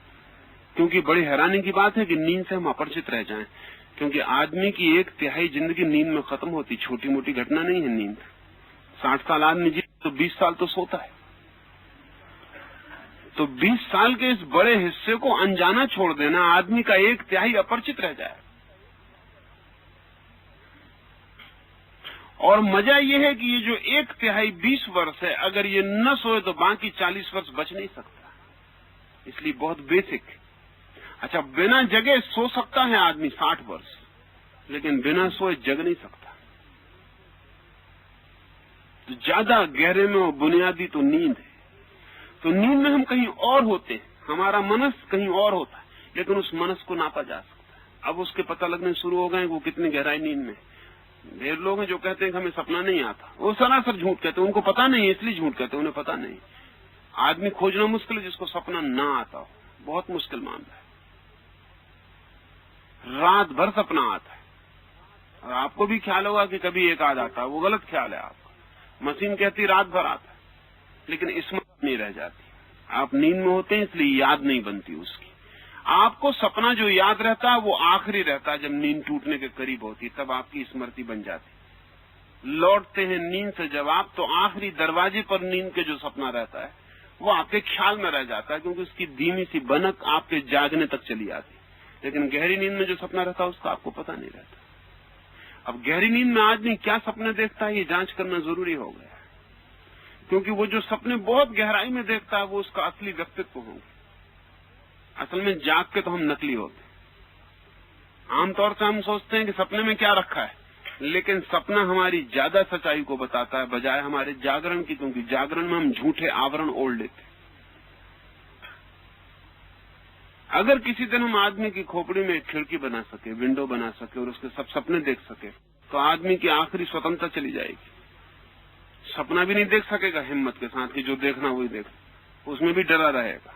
वहां भी नैतिकता और नियम और कानून और पुलिस वाला प्रविष्ट हो जाएगा। वो कहेगा सपना जरा, ये सपना ठीक नहीं देख रहे हो, ये सपना अनैतिक है। अभी वो स्वतंत्र है। आदमी नींद में भी स्वतंत्र है, लेकिन बहुत दिन नहीं रह जाएगा, क्योंकि हम नींद पर एनक्रोचमेंट शुरू हो गया। जैसे नींद में शिक्षा देनी रूस में उन्होंने शुरू की, तो स्लीप टीचिंग का बड़ा काम चल रहा है, क्योंकि जागने में बहुत मेहनत करनी पड़ती है। बच्चा रेसिस्ट करता है। एक लड़के को सिखाना बड़ा उपद्रव का काम है, क्योंकि वो बुनियादी रूप से इंकार करता है सीखने से। असल में हर आदमी सीखने से इंकार करता है, क्योंकि हर आदमी बुनियादी रूप से ये मान के चलता है कि मैं जानता ही हूँ। बच्चा भी इंकार करता है कि क्या सिखा रहे हैं, वो 1000 तरह से इंकार करता है। हमको प्रलोभन देना पड़ते हैं, परीक्षाओं के पुरस्कार देना पड़ते हैं, गोल्ड मेडल बांटना पड़ते हैं, प्रतियोगिता पैदा करनी पड़ती है, बुखार जगाना पड़ता है, किसी तरह दौड़ा दौड़ू का मुझसे सिखा पाते। लेकिन इस कॉन्फ्लिक्ट में बहुत समय व्यय होता है। जो काम 2 घंटे में सीख सकता है उसमें 2 महीने लग जाते। तो वो स्लीप टीचिंग की फिक्र पे चले गए, और बात साफ हो गई कि नींद में पढ़ाया जा सकता है, और बड़ी अच्छी तरह से, क्योंकि नींद में कोई रेसिस्टेंस नहीं है। एक टेप लगा रहता है, वो रात भर नींद में भीतर डालता रहता है जो भी कहना है। 2-2-4 होते हैं, 2-2-4 होते हैं, वो दोहराता रहेगा। सुबह उस बच्चे से कहिए 2-2 कितने होते हैं, वो कहेगा 4 होते हैं। अब ये जो नींद में विचार डाला जा सका, ये विचार तरंगों से भी डाला जा सकता है, क्योंकि विचार की तरंग हमारे ख्याल में आ गई, जिससे हमें कल तक ख्याल नहीं था। जैसे हम आप जानते हैं कि ग्रामोफोन का रिकॉर्ड है, उस रिकॉर्ड पर भाषा रिकॉर्ड नहीं है, उस रिकॉर्ड पर सिर्फ तरंगों के आघात रिकॉर्ड है, और जब सुई उन तरंगों पर वापस दोहरती तो उन्हीं तरंगों को फिर पैदा कर देती जिन तरंगों से वो आघात पड़े थे। वहां कोई भाषा नहीं है उस पर रिकॉर्ड पर। जैसा मैंने कहा कि अगर आप ओम बोलेंगे तो रेत में एक पैटर्न बनता है, वो पैटर्न ओम नहीं है, लेकिन अगर आपको पता है कि ओम बोलने से ये पैटर्न बनता है तो किसी दिन इस पैटर्न को ओम में कन्वर्ट किया जा सकता है कि ये पैटर्न जब बना हो ऊपर तो इसके नीचे ओम को पैदा किया जा सके, क्योंकि ये पैटर्न उसी से बना, ये दोनों एक चीजें हैं। तो हमने ग्रामोफोन रिकॉर्ड बना लिया, उसमें वाणी नहीं है, उसमें सिर्फ वाणी से पड़े हुए आघात, वो आघात फिर से सुई टक्कर खा के फिर वाणी बन जाती। हम आज नहीं कल विचार के रिकॉर्ड बना सकेंगे। विचार के आघात पकड़े जाने लगे तो रिकॉर्ड बनने में बहुत देर नहीं लगेगी, और तब बड़ी अजीब बात हो जाएगी। तब ये संभव है कि आइंस्टीन मर जाए लेकिन उसके विचार करने की पूरी प्रक्रिया मशीन में हो, तो आइंस्टीन अगर जिंदा रहता तो आगे जो सोचता वो मशीन सोच के बता सके, क्योंकि उसके सारे के सारे उसके विचार के सारे आघात उस मशीन के पास है। नींद पकड़ी जा सकी है, स्वप्न पकड़े जा सके हैं, बेहोशी पकड़ी जा सकी है, और इस मन के साथ वैज्ञानिक रूप से क्या किया जाए वो भी पकड़ा जा सका है, वो भी समझ लेना चाहिए। जैसे कि एक आदमी क्रोध में होता है तो पुराना हमारा हिसाब यही था कि हम उसको समझाएं कि क्रोध मत करो, इसके सिवा कोई उपाय नहीं था। समझाएं कि क्रोध करोगे तो नरक जाओगे, इसके सिवा कोई उपाय नहीं था। लेकिन वो आदमी अगर कहे कि हम नरक जाने को राजी हैं तो हम असमर्थ हो जाते थे, तब उस आदमी के साथ हम कुछ भी नहीं कर सकते थे। और वो आदमी कहे हमें नरक जाने में बहुत मजा आता है, तो हमारी सारी नैतिकता एकदम व्यर्थ हो जाती थी। उस आदमी पर कोई बस ही नहीं था, वो तो नरक से डरे तभी तक बस था। इसलिए दुनिया में जैसे नरक का डर गया वैसे हमारी नैतिकता चली गई, क्योंकि उसको कोई डर ही नहीं रहा। वो कहते ठीक है, कहाँ है नरक, हम देखना ही चाहते एक दफा। तो नैतिकता पूरी की पूरी खत्म हो गई, क्योंकि वो जिस डर पर खड़ी थी वो चला गया। लेकिन विज्ञान कहता है इसकी कोई जरूरत ही नहीं। विज्ञान ने अब दूसरे सूत्र खोजे।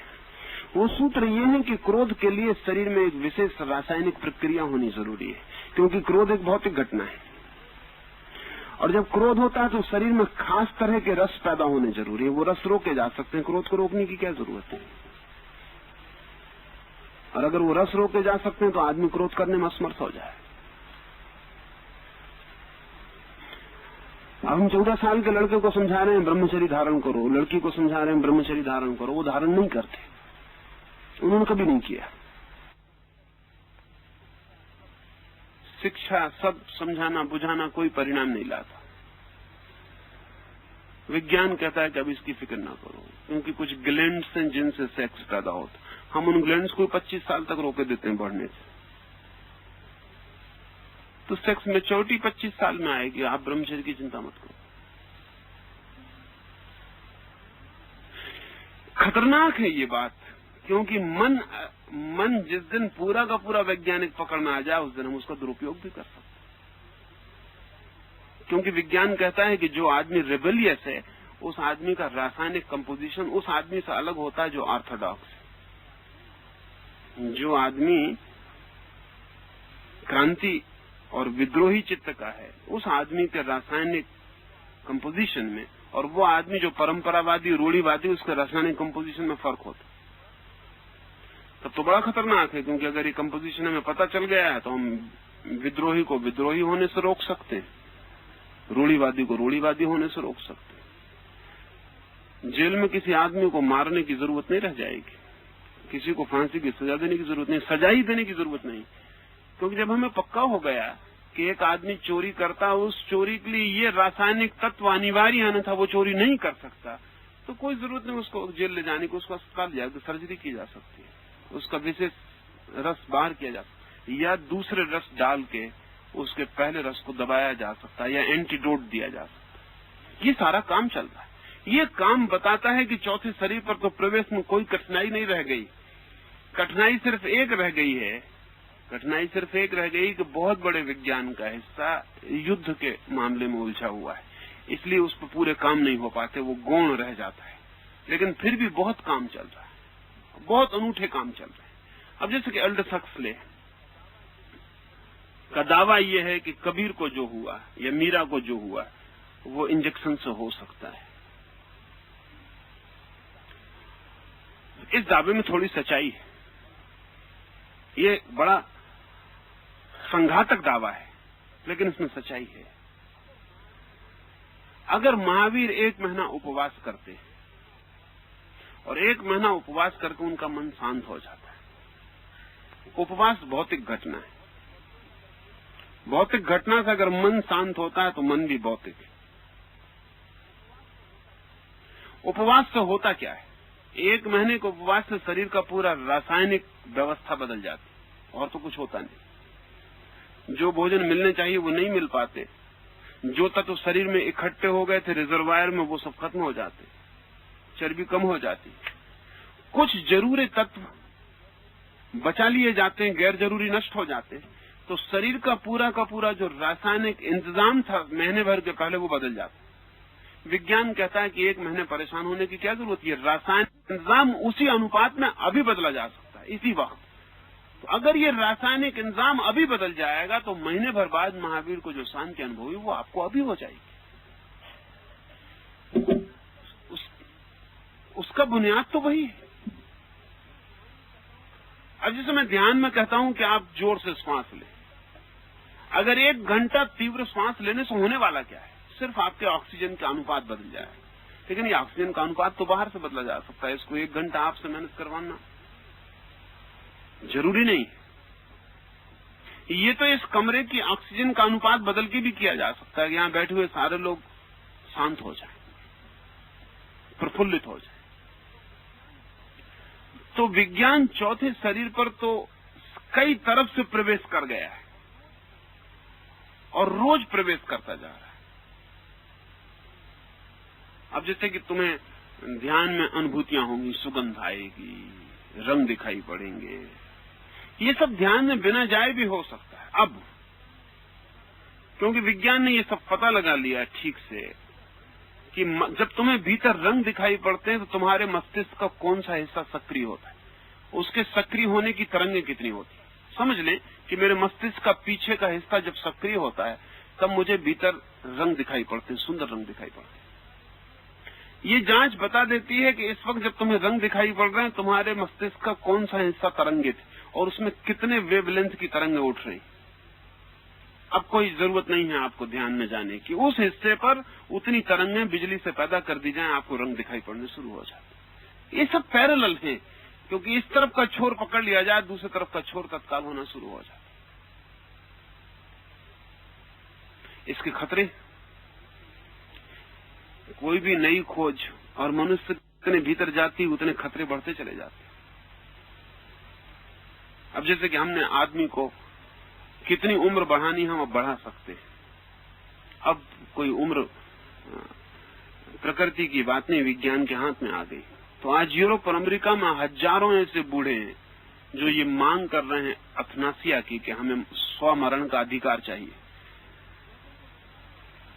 क्योंकि उनको लटका दिया गया खाटों पर, वो लटके और उनको ऑक्सीजन दी जा रही और वो अंतहीन काल तक उनको जिंदा रखा जाता। अब एक 90 साल का बुढ़ा वो कहता हमें मरना है, लेकिन डॉक्टर कहता हम मरने में सहयोगी नहीं हो सकते क्योंकि कानून उसको हत्या कहता है। अच्छा, उसका बेटा भी मन में भी सोचता हो कि पिता तकलीफ भोग रहा, तब भी खुले नहीं कह सकता कि पिता को मार डाला जाए, और पिता को अब जिलाया जा सकता है। और एक मशीन पैदा हो गई जो उसको जिलाए रखेगी, अब वो बिल्कुल मरा हुआ जिंदा रहेगा। अब ये एक लिहाज से खतरनाक है। हमारा पुराना जो कानून है वो तब का है जब हम आदमी को जिंदा नहीं रख सकते, सिर्फ मार सकते थे। अब कानून बदलने की जरूरत है क्योंकि हम जिंदा भी रख सकते हैं, और इतने सीमा तक जिंदा रख सकते हैं कि वो आदमी चिल्ला के कहने लगे कि मेरे साथ अत्याचार हो रहा है, हिंसा हो रही, कि मैं जिंदा नहीं रहना चाहता हूँ, ये क्या मेरे साथ हो रहा है। यानी कभी हम एक आदमी को सजा देते थे कि इस आदमी ने गुनाह किया, इसकी हत्या कर दो। कोई आश्चर्य नहीं कि 50 साल बाद हम एक आदमी को सजा दें कि इस आदमी ने गुनाह किया, इसको मरने मत देना। इसमें कोई कठिनाई, और ये पहली सजा से ज्यादा बड़ी सजा सिद्ध होगी, क्योंकि मर जाना एक क्षण का मामला है और जिंदा रहना सदियों का हो सकता है। तो जब भी कोई नई खोज होती और मनुष्य के भीतर होती तो उसके दोहरे परिणाम होंगे। इधर नुकसान का भी खतरा है, फायदा भी हो सकता है। ताकत जब भी आती है तो दो तरफा होती है। अब मनुष्य के चौथे शरीर पर विज्ञान चला गया है, जा रहा है, और आने वाले 50 वर्षों में, 50 वर्ष नहीं कहने चाहिए, आने वाले 30 वर्षों में, क्योंकि ये बात तुम्हें शायद ख्याल में ना हो कि हर सदी के अंत पर उस सदी ने जो कुछ किया है वो क्लाइमेक्स पे पहुंच जाता है। हर सदी के अंत पर उस सदी में जो भी पैदा होता है सदी के अंत होते होते अपनी चरम स्थिति में आ जाता है। तो हर सदी अपने काम को अपने अंत तक पूरा करती है। इस सदी ने बहुत से काम उठा रखे हैं जो कि 30 साल में पूरे होंगे। उनमें मनुष्य के मन शरीर पर प्रवेश बहुत बड़ा काम है जो पूरा हो जाए। पांचवा जो शरीर है जिसको मैं आत्म शरीर कह रहा हूं वो चौथे का भी सूक्ष्मतम रूप है। विचार की ही तरंगे नहीं, मेरे होने की भी तरंगे। अगर मैं बिल्कुल भी चुप बैठा हूं, मेरा भीतर कोई विचार नहीं चल रहा है, तब भी मेरा होना भी तरंगित हो रहा है। तुम अगर मेरे पास आओ, मेरे पास कोई विचार नहीं है, तब भी तुम मेरे तरंगों के क्षेत्र में आओगे। और मजा ये है कि मेरे विचार की तरंगें उतनी मजबूत नहीं है और उतनी पेनिट्रेटिंग नहीं है जितने मेरे सिर्फ होने की तरंगे। इसलिए जिस आदमी की निर्विचार स्थिति बन जाती है वो बहुत प्रभावी हो जाता है। उसके प्रभाव का कोई हिसाब लगाना मुश्किल है, उसके प्रभाव का हिसाब ही लगाना मुश्किल है, क्योंकि उसके भीतर से अस्तित्व की तरंगें उठनी शुरू हो जाती। वो आदमी की जानकारी में सबसे सूक्ष्म तरंगे आत्म शरीर की। इसलिए बहुत बार ऐसा हुआ, जैसे महावीर के संबंध में जो बात है वो सही है कि वो बोले नहीं, बहुत कम बोले, शायद नहीं ही बोले, वो सिर्फ बैठे रहेंगे। लोग उनके पास आके बैठ जाएंगे और समझ लेंगे, चले जाएंगे। ये उस दिन संभव था, ये आज बहुत कठिन हो गया। आज इसलिए कठिन हो गया कि अस्तित्व की जितनी आत्म शरीर की जो गहरी तरंगे हैं वो आप भी तभी अनुभव कर पाएंगे जब आप भी बीच विचार को खोने को तैयार हो। नहीं तो आप अगर बहुत नॉइज से भरे हैं अपने विचारों की तो वे बहुत सूक्ष्म तरंगें चूक जाएंगी, आपके आर पार निकल जाएंगे, आप उनको पकड़ नहीं पाएंगे। तो अस्तित्व की तरंगें अगर पकड़ में आने लगे और दोनों तरफ अगर निर्विचार हो तो बोलने की कोई जरूरत ही नहीं।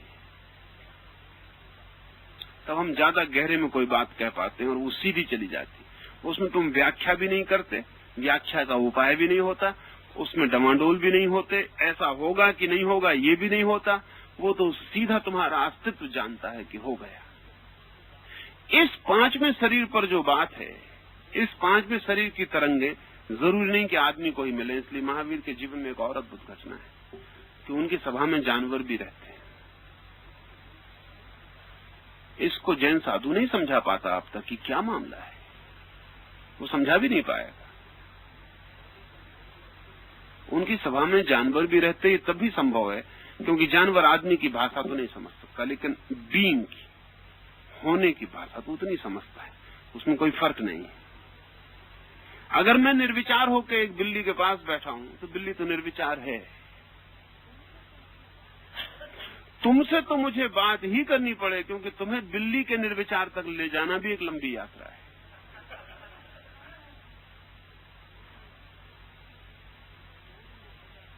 तो इसमें कोई कठिनाई नहीं है। अगर आत्म शरीर से तरंगें निकल रही हों तो उसको पशु भी समझ सकते हैं, पौधे भी समझ सकते हैं, पत्थर भी समझ सकते हैं। इसमें कोई कठिनाई नहीं है। इस शरीर तक भी प्रवेश हो जाएगा, पर चौथे के बाद ही हो सकेगा। और चौथे में प्रवेश हो गया है, उसके द्वार कई जगह से तोड़ लिए गए। तो आत्म स्थिति को तो विज्ञान जल्दी स्वीकार कर लेगा, बाद में जरा कठिनाई है। इसलिए मैंने कहा कि 5वें शरीर तक चीजें बड़ी वैज्ञानिक ढंग से साफ हो सकती। बाद में कठिनाई होनी शुरू हो जाए। उसके कारण, क्योंकि विज्ञान को अगर ठीक से हम समझें तो वो स्पेशलाइजेशन है, वो किसी एक दिशा में विशेषज्ञता है, चुनाव है। इसलिए विज्ञान उतना ही गहरा होता जाता है जितना वो किसी चीज के संबंध में, कम से कम चीज के संबंध में ज्यादा से ज्यादा जानने लगता है। To know about the little and to know more, तो दोहरा काम है उसका। ज्यादा जानता है लेकिन और छोटी चीज के संबंध में, और छोटी चीज के संबंध में, और छोटी चीज के संबंध में, छोटी चीज करता जाता है और ज्ञान को बढ़ाता जाता है। इससे पहले एक डॉक्टर था तो पूरे शरीर के संबंध में जानता था, अब कोई डॉक्टर पूरे शरीर के संबंध में नहीं जानता। और अगर वैसा कोई पुराना डॉक्टर बच गया है तो वो सिर्फ रिलिक्स है, वो चले जाएंगे, वो बच नहीं सकते। वो पुराने खंडहर हैं जिनको विदा हो जाना पड़ेगा, क्योंकि वो डॉक्टर अब भरोसे के योग नहीं रह गया। वो इतनी ज्यादा चीज के संबंध में जानता है कि ज्यादा नहीं जान सकता, तो कम ही जान सकता। अब आंख का डॉक्टर अलग है, कान का डॉक्टर अलग है, वो ज्यादा भरोसे के योग, क्योंकि वो इतनी छोटी चीज के संबंध में जानता है कि ज्यादा जान सकता है। आज तो आंख पर ही इतना साहित्य है कि एक आदमी अपनी पूरी जिंदगी भी जानने में लगा है तो पूरा साहित्य नहीं जान सकता। इसलिए आज नहीं कल बाईं आंख और दाईं आंख का डॉक्टर अलग हो सकता है, बांटना पड़ सकता है। कल हम आंख में भी विभाग कर सकते हैं कि कोई सफेद हिस्से के संबंध में जानता है, कोई काले, क्योंकि वो भी बहुत बड़ी घटना है। और उनमें भी अगर विस्तार में, और विज्ञान का मतलब ये है कि वो रोज छोटा करता जाता है अपना फोकस, इसलिए विज्ञान बहुत जान पाता है, उसका फोकस होता है कम, कंसंट्रेटेड हो जाता है। तो 5वें शरीर तक मैं कहता हूं विज्ञान का प्रवेश हो सकेगा, क्योंकि 5वें शरीर तक इंडिविजुअल है, इसलिए फोकस में पकड़ में आ जाता है। 6वें से कॉस्मिक है, फोकस में पकड़ में नहीं आता। 6वां जो है वो कॉस्मिक बॉडी, ब्रह्म शरीर है। ब्रह्म शरीर का मतलब दी टोटल, वहां विज्ञान प्रवेश नहीं कर पाएगा, क्योंकि विज्ञान छोटे और छोटे और छोटे पर जा सकता है, तो वो व्यक्ति तक पकड़ लेगा। व्यक्ति के बाद उसकी दिक्कत है, कॉस्मिक को पकड़ना उसकी दिक्कत है। कॉस्मिक को तो धर्म ही पकड़ेगा। इसलिए आत्मा तक विज्ञान को कठिनाई नहीं आएगी, कठिनाई आएगी परमात्मा पर। वहां मैं नहीं समझ पाता कि किसी दिन संभव हो पाएगा कि विज्ञान पकड़े, क्योंकि वहां तभी पकड़ सकता है जब वो स्पेशलाइजेशन छोड़े। और स्पेशलाइजेशन छोड़े कि वो विज्ञान नहीं रह गया, वो वैसे वेग और जनरलाइज्ड हो जाएगा जैसा धर्म। इसलिए मैंने कहा कि 5वें तक विज्ञान के साथ सहारा और यात्रा हो सकेगी, 6वें पे वो खो जाएगा और 7वें पे तो बिल्कुल ही नहीं जा सकता, क्योंकि विज्ञान की सारी खोज जीवन की खोज है। असल में हमारी जो जीवन की आकांक्षा है, जो जीवनेशना है कि हम जीना चाहते हैं कम बीमार, ज्यादा स्वस्थ, ज्यादा देर, ज्यादा सुख से, ज्यादा सुविधा से, विज्ञान की मूल प्रेरणा ही जीवन को गहरा, सुखद, संतुष्ट, शांत, स्वस्थ बनाने की है। और 7वां शरीर जो है वो मृत्यु के अंगीकार है, वो महामृत्यु। वहां साधक जीवन की खोज के पार आ गया, वो कहता हम मृत्यु को भी जानना चाहते, हमने होना जान लिया, अब हम न होना भी जानना चाहते, हमने बीइंग जान लिया, अब हम नॉन बीइंग भी जानना चाहते। वहां विज्ञान का कोई अर्थ नहीं। तो वैज्ञानिक तो वहां कहेगा जैसा फ्रायड कहता है कि डेथ बेस, ये अच्छी बात नहीं, ये सुसाइडल है। फ्रायड कहता है ये अच्छी बात नहीं, निर्वाण, मोक्ष, ये ठीक बातें नहीं, ये आपकी मरने की इच्छा के सबूत है, आप मरना चाहते हैं, आप बीमार। वो इसीलिए कह रहा है क्योंकि वैज्ञानिक मरने की इच्छा को इंकार ही करेगा, क्योंकि विज्ञान खड़ा ही जीवन की इच्छा का विस्तार है। लेकिन जो आदमी जीना चाहता है वो स्वस्थ है, लेकिन एक घड़ी ऐसी आती है तब मरना चाहना भी इतना ही स्वस्थ हो जाता है। हाँ, बीच में कोई मरना चाहे तो अस्वस्थ, लेकिन एक घड़ी जीवन की ऐसी आ जाती जब कोई मरना भी चाहता। कोई कहे कि जागना तो स्वस्थ और सोना स्वस्थ नहीं है, ऐसा हुआ जा रहा है कि हम रात का समय दिन को देते जा रहे हैं। पहले 6 बजे रात हो जाती थी, अब 2 बजे होने लगी। रात का समय दिन को दिए जा रहे हैं। और कुछ विचारक हैं जो कहते हैं कि किसी तरह से आदमी को नींद से बचाया जा सके तो उसकी जिंदगी में बहुत समय बच जाएगा। नींद की इच्छा ही क्यों, इसको छोड़ ही दिया जाए किसी तरह से। लेकिन जैसे जागने का एक आनंद है, ऐसे सोने का एक आनंद है। और जैसे जागने की इच्छा भी स्वाभाविक और स्वस्थ है, ऐसे ही एक घड़ी सो जाने की इच्छा भी स्वस्थ और स्वाभाविक है। अगर कोई आदमी मरते दम तक भी जीने की आकांक्षा किए जाता है तो अस्वस्थ, और अगर कोई आदमी जन्म से ही मरने की आकांक्षा करने लगता है वो भी अस्वस्थ। एक बच्चा अगर मरने की आकांक्षा करता है तो बीमार है, उसका इलाज होना चाहिए। और अगर एक बूढ़ा भी जीना चाहता है तो बीमार है, उसका इलाज होना चाहिए। जीवन और मृत्यु 2 पैर हैं अस्तित्व के। आप एक को स्वीकार करते हैं तो लंगड़े ही होंगे, दूसरे को स्वीकार नहीं करेंगे तो लंगड़ापन कभी नहीं मिटेगा। दोनों पैर हैं, होना भी और न होना भी। और वही आदमी परम स्वस्थ है जो दोनों को एक सा आलिंगन कर लेता, होने को भी न होने को भी। जो कहता होना भी जाना, अब न होना भी जानते, जिसे न होने में कोई भय नहीं।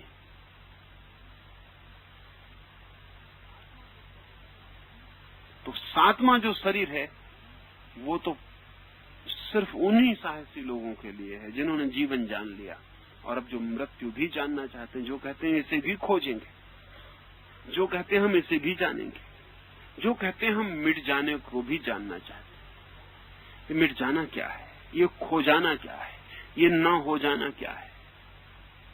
जीने का रस देखा, अब मृत्यु का रस भी देखा। अब तुम्हें इस संबंध में ये भी जान लेना उचित होगा कि जो हमारी मृत्यु है वो 7वें शरीर से ही आती है। साधारण मृत्यु भी वो हमारे 7वें शरीर से आती है, और जो हमारा जीवन है वो हमारे पहले शरीर से आता है। तो जन्म जो है वो भौतिक शरीर से शुरू होता है। जन्म का मतलब ही है भौतिक शरीर की शुरुआत। इसलिए मां के पेट में पहले भौतिक शरीर निर्मित होता है, फिर और शरीर प्रवेश करते हैं।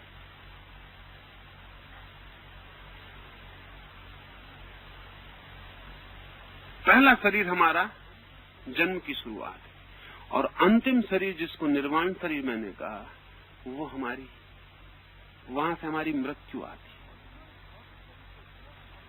और जो इस भौतिक शरीर को जोर से पकड़ लेता है वो इसलिए मौत से बहुत डरता है, और जो मौत से डरता है वो 7वें शरीर को नहीं जान पाएगा कभी। इसलिए धीरे धीरे भौतिक शरीर से पीछे हटते हटते वो घड़ी आ जाती जब हम मौत को भी अंगीकार कर लेते, तभी हम जान पाते। और जो मौत को जान लेता है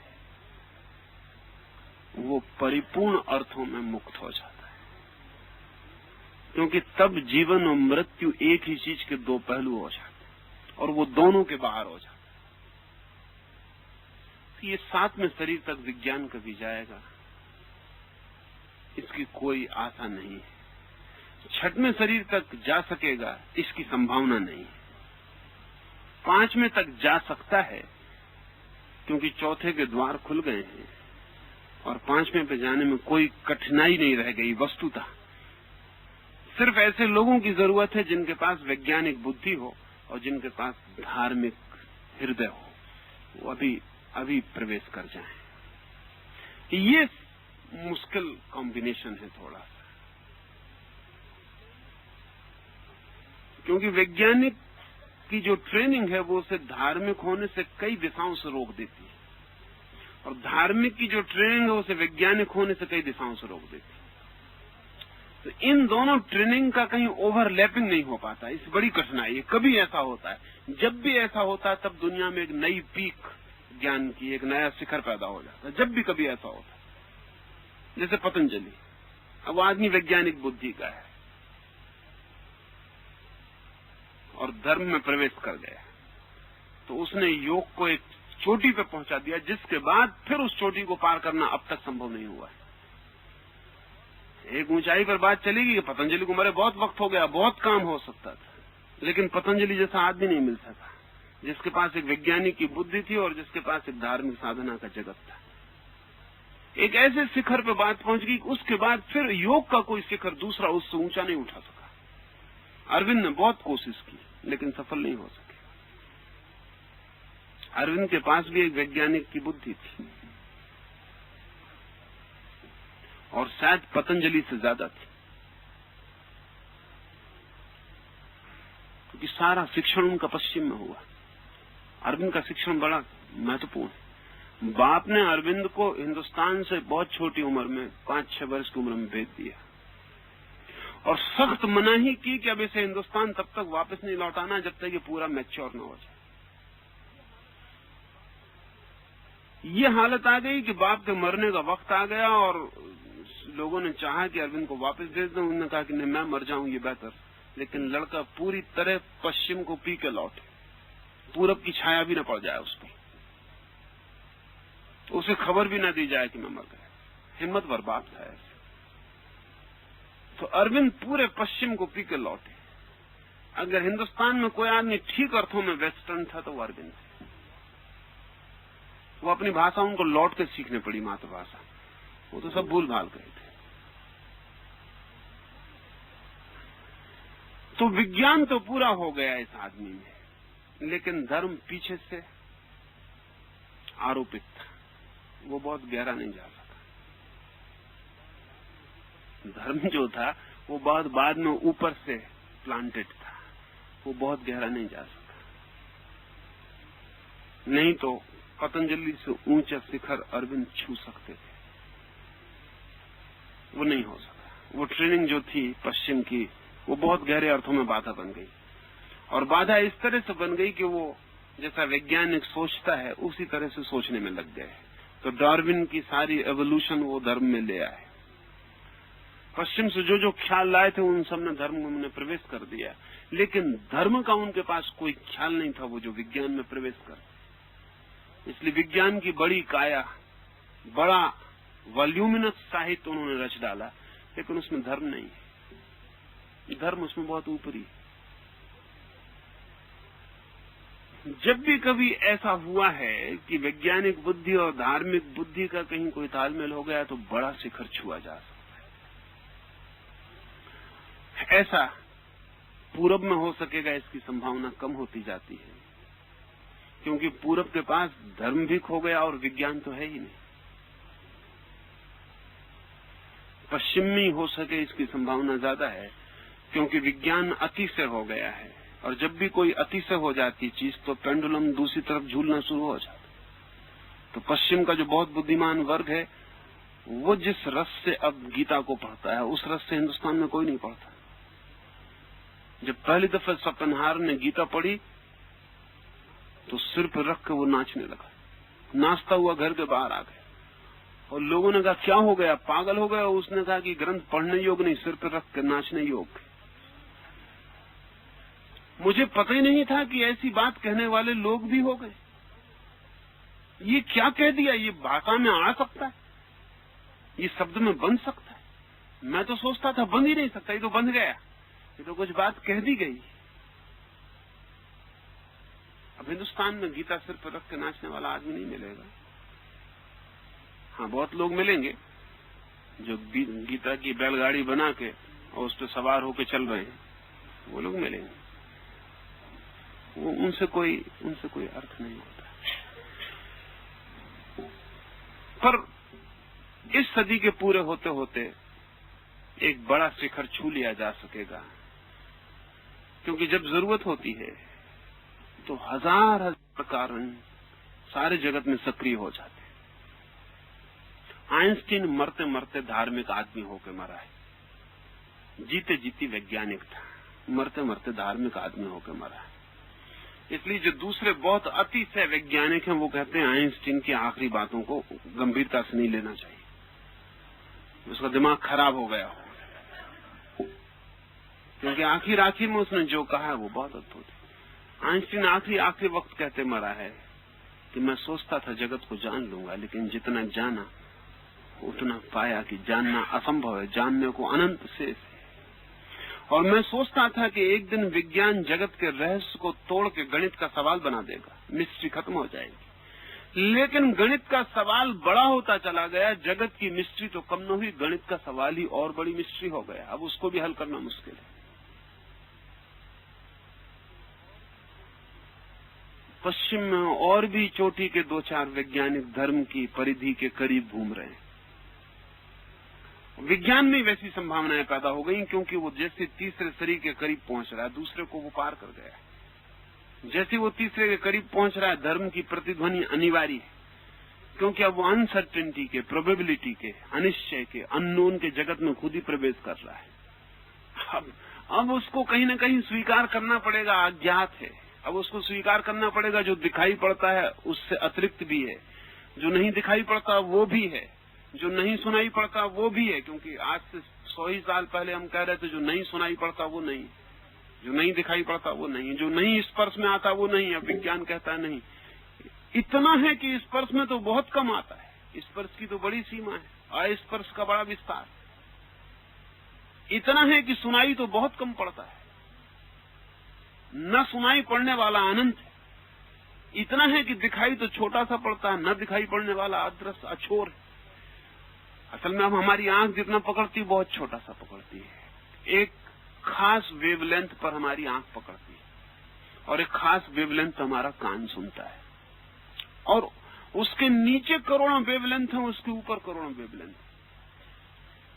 कभी ऐसी भूल हो जाती है। एक आदमी पिछले दफा आल्स पर कहीं किसी पहाड़ पर चढ़ता था और गिर पड़ा। गिरने से उसके कान को चोट लगी, और वो जिस गांव का रहने वाला था उसके रेडियो स्टेशन को उसने पकड़ना शुरू कर दिया कान से। जब वो अस्पताल में भर्ती था तो वो बहुत मुश्किल में पड़ गया। वो दिन भर, अब वहां कोई ऑन ऑफ करने का उपाय नहीं कान में अभी। पहले तो वो समझा कि कुछ क्या हो रहा है, मेरा दिमाग खराब हो रहा है, क्या हो रहा है, लेकिन धीरे धीरे चीजें साफ होने लगी। और उसने डॉक्टर से कहा ये क्या हो रहा है, आसपास कोई रेडियो बजाता है या क्या बात है अस्पताल में, क्योंकि मुझे सब सुनाई पड़ता है। ना रेडियो अस्पताल में कहाँ बज रहा है, आपको वहम हो गया होगा। उसने कहा कि नहीं, मुझे ये समाचार सुनाई पड़ रहे हैं। डॉक्टर भागा, बाहर गया, ऑफिस में जाकर रेडियो बजाया। उस वक्त उसके गांव के स्टेशन पे समाचार सुनाई पड़ रहे थे, जो उसने बताए थे वो बताया जा रहा था। फिर तो तालमेल बिठाया गया, पाया गया उसका कान सक्रिय हो गया है।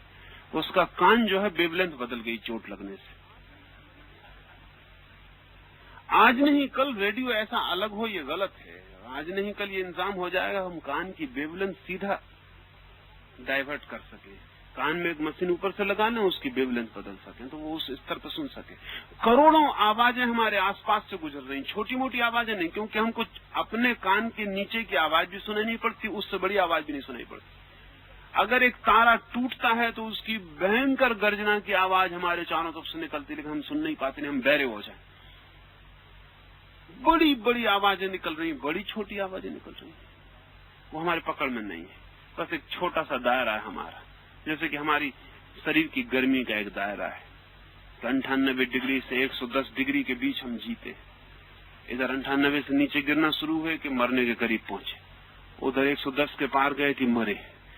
ये 10-12 डिग्री की हमारी कुल दुनिया है। गर्मी बहुत है, आगे भी बहुत है, पीछे भी कम बहुत है, उससे हमारा कोई संबंध नहीं है। इसी तरह हर चीज की हमारी एक सीमा है, पर उस सीमा के बाहर जो है उसके बाबत वो भी है। विज्ञान ने उसकी स्वीकृति शुरू कर दी। स्वीकृति होती है, फिर धीरे से खोज शुरू हो जाती है कि वो कहाँ है, कैसी है, क्या है। उस सबको जाना जा सकेगा, उस सबको पहचाना जा सकेगा। और इसलिए मैंने कहा था कि 5वें तक संभव हो सकता है।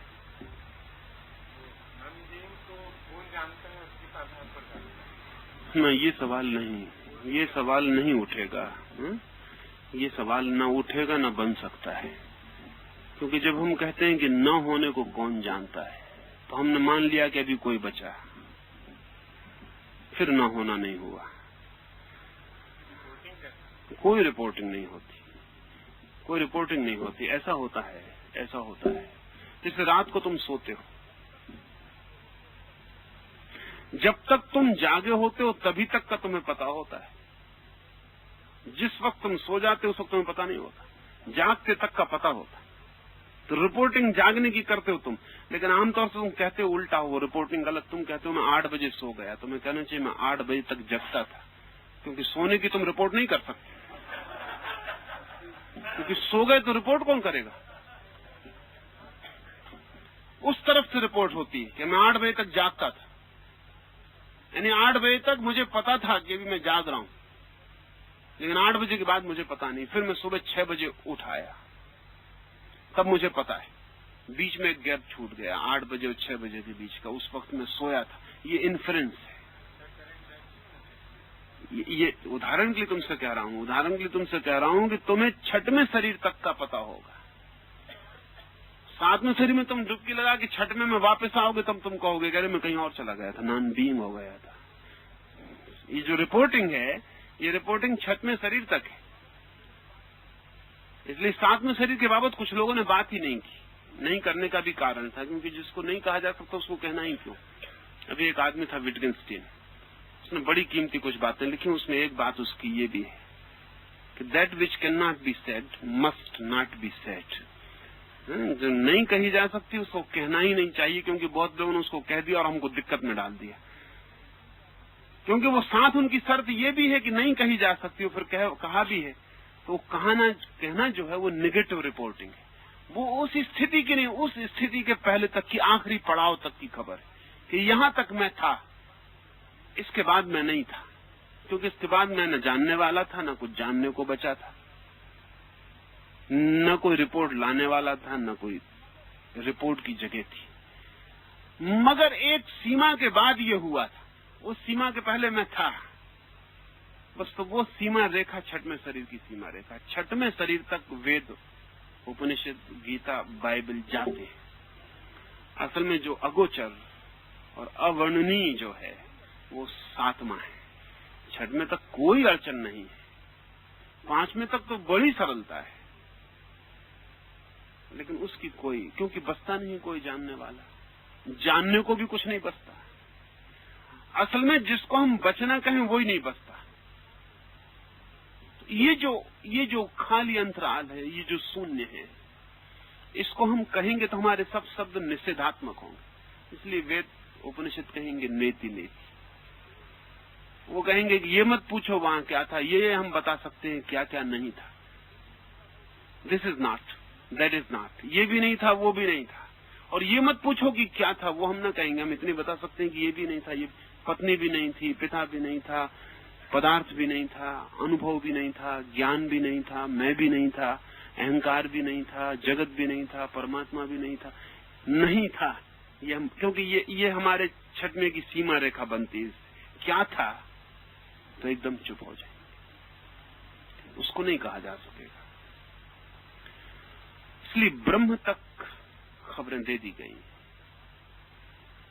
इसलिए जिन लोगों ने ब्रह्म के बाद की खबरें दी, खबर तो निषेधात्मक होगी, इसलिए वो हमको नेगेटिव लगे। जैसे बुद्ध ने बड़ी मेहनत की उस के बाबत खबर देने की, इसलिए सब नकार है, इसलिए सब निषेध है। इसलिए हिंदुस्तान के मन को बात नहीं पकड़ी। ब्रह्म ज्ञान हिंदुस्तान को पकड़ता था, वहां तक पॉजिटिव चलता है, ब्रह्म ऐसा है, आनंद है, चित्त है, सत्य है, यहां तक चलता है, यहां तक पॉजिटिव असर्शन हो जाता है। हम कह सकते हैं ये है, ये है, ये है। बुद्ध ने जो है नहीं है उसकी बात करनी, वो 7वें की बात करने की, शायद उन अकेले आदमी ने 7वें की बात करने की बड़ी मेहनत की। इसलिए बुद्ध की जड़ें उखड़ गई इस मुल्क से, क्योंकि वो जिस जगह की बात कर रहे थे वहां जड़ें नहीं है, जिस जगह की बात कर रहे थे वहां के लिए कोई आकार नहीं है, रूप नहीं है। हम सब सुनते थे, हमें लगा कि बेकार है, वहां जाके भी क्या करेंगे जहां कुछ भी नहीं है। हमें तो कुछ ऐसी जगह बताइए जहां हम तो होंगे कम से कम। बुद्ध ने कहा तुम तो होगे ही नहीं, तो हमें लगा कि फिर इस खतरे में क्यों पड़ना, हम तो अपने को बचाना चाहते हैं आखिर तक। इसलिए बुद्ध और महावीर दोनों मौजूद थे, लेकिन महावीर की बात लोगों को ज्यादा समझ में पड़ी, क्योंकि महावीर ने 5वें के आगे बात ही नहीं की, 6वें की भी बात नहीं की। क्योंकि महावीर के पास एक वैज्ञानिक चित्त था और उनको 6वां भी लगा कि वो भी शब्द वहां डमाडोल संदिग्ध हो जाते हैं। 5वें तक शब्द बिल्कुल स्थिर चलता है और एकदम वैज्ञानिक रिपोर्टिंग संभव है कि हम कह सकते हैं ऐसा है, ऐसा है। क्योंकि 5वें तक हमारा जो अनुभव है उससे तालमेल खाती हुई चीजें मिल जाती हैं। समझ लो कि एक आदमी एक महासागर में एक छोटा सा द्वीप है, उस द्वीप पर एक ही तरह के फूल खिलते हैं, छोटा द्वीप है, एक ही तरह के फूल खिलते हैं। 10-50 लोग उस द्वीप पर रहते हैं, वो कभी बाहर नहीं गए। तो वहां से कोई यात्री जहाज निकल रहा है और एक उनमें कोई बुद्धिमान आदमी है, वो उसको अपने जहाज पर ले आता है, वो अपने देश में उसे ले आता है। वो यहाँ हजारों तरह के फूल देखता है। फूल का मतलब उसके लिए एक ही फूल था। फूल का मतलब वही फूल था जो उसके द्वीप पर होता था। पहली दफे फूल के मतलब का विस्तार होना शुरू होता है। फूल का मतलब वही नहीं था जो था। अब उसे पता चलता है कि फूल तो हजारों। वो कमल देखता है, वो गुलाब देखता है, वो चंपा देखता है, चमेली देखता है। अब वो बड़ी मुश्किल में पड़ जाता है कि मैं जाके लोगों को कैसे समझाऊंगा कि फूल का मतलब यही फूल नहीं होता। फूलों के नाम होते हैं, उसके द्वीप पे नाम नहीं होंगे, क्योंकि जहां एक होता वहां नाम नहीं होता, वहां फूल ही नाम होगा। वो काफी है। गुलाब का फूल कहने की कोई जरूरत नहीं, चंपा का फूल कहने की कोई जरूरत नहीं। और वो कहेगा कि मैं उनको कैसे समझाऊंगा कि चंपा क्या है। वो कहेंगे फूल ही ना। तो फूल तो उनका एक साफ है उनके सामने। अब वो आदमी लौटता है, अब वो बड़ी मुश्किल में पड़ गया है। फिर भी कुछ उपाय है, क्योंकि एक फूल तो कम से कम उस द्वीप पर है। फूल तो है कम से कम। वो बता सकता है कि ये लाल रंग है, सफेद रंग का भी फूल होता है, उसको ये नाम कहते हैं। ये छोटा फूल है, बहुत बड़ा फूल होता है, उसको कमल कहते हैं। फिर भी उस द्वीप के निवासियों को वो थोड़ा बहुत कम्युनिकेट कर पाएगा, क्योंकि एक फूल उनकी भाषा में है और दूसरे फूलों को भी थोड़ा इशारा किया जा सकता है। लेकिन समझ लें कि वो आदमी चांद पे चला जाए, वो आदमी जहाज पे बैठ के किसी द्वीप पर ना आए, बल्कि एक अंतरिक्ष यात्री उसको चांद पे ले जाए, जहां फूल है ही नहीं, जहां पौधे नहीं, जहां हवा का आयतन अलग है, दबाव अलग है, और वो अपने द्वीप पे वापस लौटे और उस द्वीप के लोग पूछें कि तुम क्या देख कर आए, चांद पर क्या पाया, तो खबर देना और मुश्किल हो जाए, क्योंकि कोई तालमेल नहीं बैठता कि वो कैसे खबर दे, क्या कहे, वहां क्या देखा। उसकी भाषा में उसे कोई शब्द ना मिले। ठीक ऐसी स्थिति है। 5वें तक हमारी जो भाषा है उससे हमें शब्द मिल जाते हैं, पर वो शब्द ऐसे होते हैं कि 1000 फूल और एक फूल का फर्क होता है। 6वें से भाषा गड़बड़ होनी शुरू हो जाती है। 6वें से हम ऐसी जगह पहुंचते हैं जहां एक और अनेक का भी फर्क नहीं है और मुश्किल होनी शुरू हो जाती है। फिर भी निषेध से थोड़ा बहुत काम चलाया जा सकता है, या टोटलिटी की धारणा से थोड़ा बहुत काम चलाया जा सकता है। हम कह सकते हैं कि वहां कोई सीमा नहीं है, असीम है। सीमाएं हम जानते हैं, असीम हम नहीं जानते। तो सीमा के आधार पर हम कह सकते हैं कि वहां सीमाएं नहीं है, असीम है। तो भी थोड़ी धारणा मिलेगी, हालांकि पक्की नहीं मिलेगी। हमें शक तो होगा कि हम समझ गए, हम समझेंगे नहीं, इसलिए बड़ी गड़बड़ होती है। हमें लगता है कि हम समझ गए, ठीक तो कह रहे हैं कि सीमाएं वहां नहीं, लेकिन सीमाएं नहीं होने का क्या मतलब होता है? हमारा सारा अनुभव सीमा का है। ये वैसे ही समझना है जैसे उस द्वीप के आदमी कहेंगे अच्छा हम समझ गए, फूल ही ना। वो आदमी कहेगा नहीं, उस फूल को मत समझ लेना, क्योंकि उससे कोई मामला नहीं है, हम बहुत दूसरी बात कर रहे हैं। ऐसा फूल तो वहां होता ही नहीं, वो कहेगा। तो वो लोग कहेंगे फिर उनको फूल किस लिए कहते हो जब ऐसा फूल नहीं होता? फूल तो यही है। हमको भी शक होता है कि हम समझ गए, कहते हैं असीम है परमात्मा, हम कहते हैं समझ गए, लेकिन हमारा सारा अनुभव सीमा का है, समझे हम कुछ भी नहीं। सिर्फ सीमा शब्द को समझने की वजह से, उसमें आ लगाने से हमको लगता है कि सीमा वहां नहीं होंगी, हम समझ गए, लेकिन सीमा नहीं होंगी। इसको जब कंसीव करने बैठेंगे कि कहाँ होगा ऐसा जहां सीमा नहीं होंगी, तब आप घबरा जाएंगे, क्योंकि आप कितना ही सोचें सीमा रहेगी। आप और बढ़ जाएं, अरब खरब संख्या टूट जाए, मील और प्रकाश वर्ष समाप्त हो जाएं, जहां भी आप रोकेंगे फौरन सीमा खड़ी हो जाए। असीम का मतलब हमारे मन में इतना ही हो सकता है जिसकी सीमा बहुत दूर है, ज्यादा से ज्यादा इतनी दूर है कि हमारी पकड़ में नहीं आती, लेकिन होगी तो। चूक गए, वो नई बात पकड़ में आई। इसलिए छठवें तक की बात कही जाएगी, लोग समझेंगे, समझ गए, समझेंगे नहीं। सातवें की बात तो इतना भी नहीं समझेंगे कि समझ गए। सातवें की बात का तो कोई सवाल ही नहीं। वो तो साथ भी कह देंगे क्या एब्सर्ड बातें कर रहे हो, ये क्या कह रहे हो।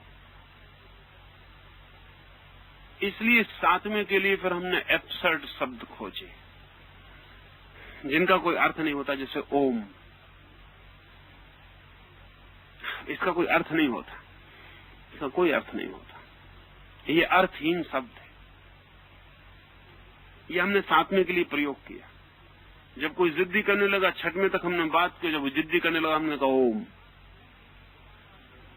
इसलिए सारे शास्त्र सब लिखने के बाद आखिर में ओम शांति। ओम शांति का मतलब आप समझते हैं, सातवां समाप्त, अब इसके आगे नहीं बात। द सेवेंथ, द एंड, वो दोनों एक ही मतलब रखते हैं। इसलिए हर शास्त्र के पीछे हम इति नहीं लिखते, ओम शांति लिख देते।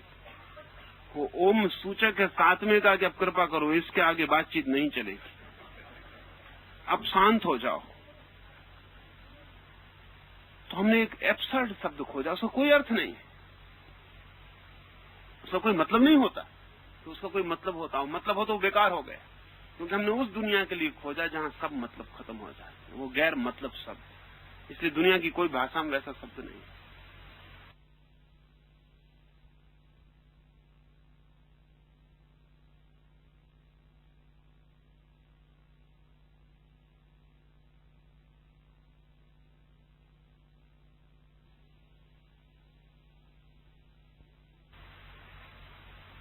प्रयोग किए गए जैसे अमीन, पर वो शांति का मतलब है उसका प्रयोग किए गए, लेकिन ओम जैसा शब्द नहीं है। जैसा कि ईसाई प्रार्थना करेगा, आखिर में कहेगा अमीन, वो ये कह रहा बस खत्म, शांति, इसके बाद अब शब्द नहीं।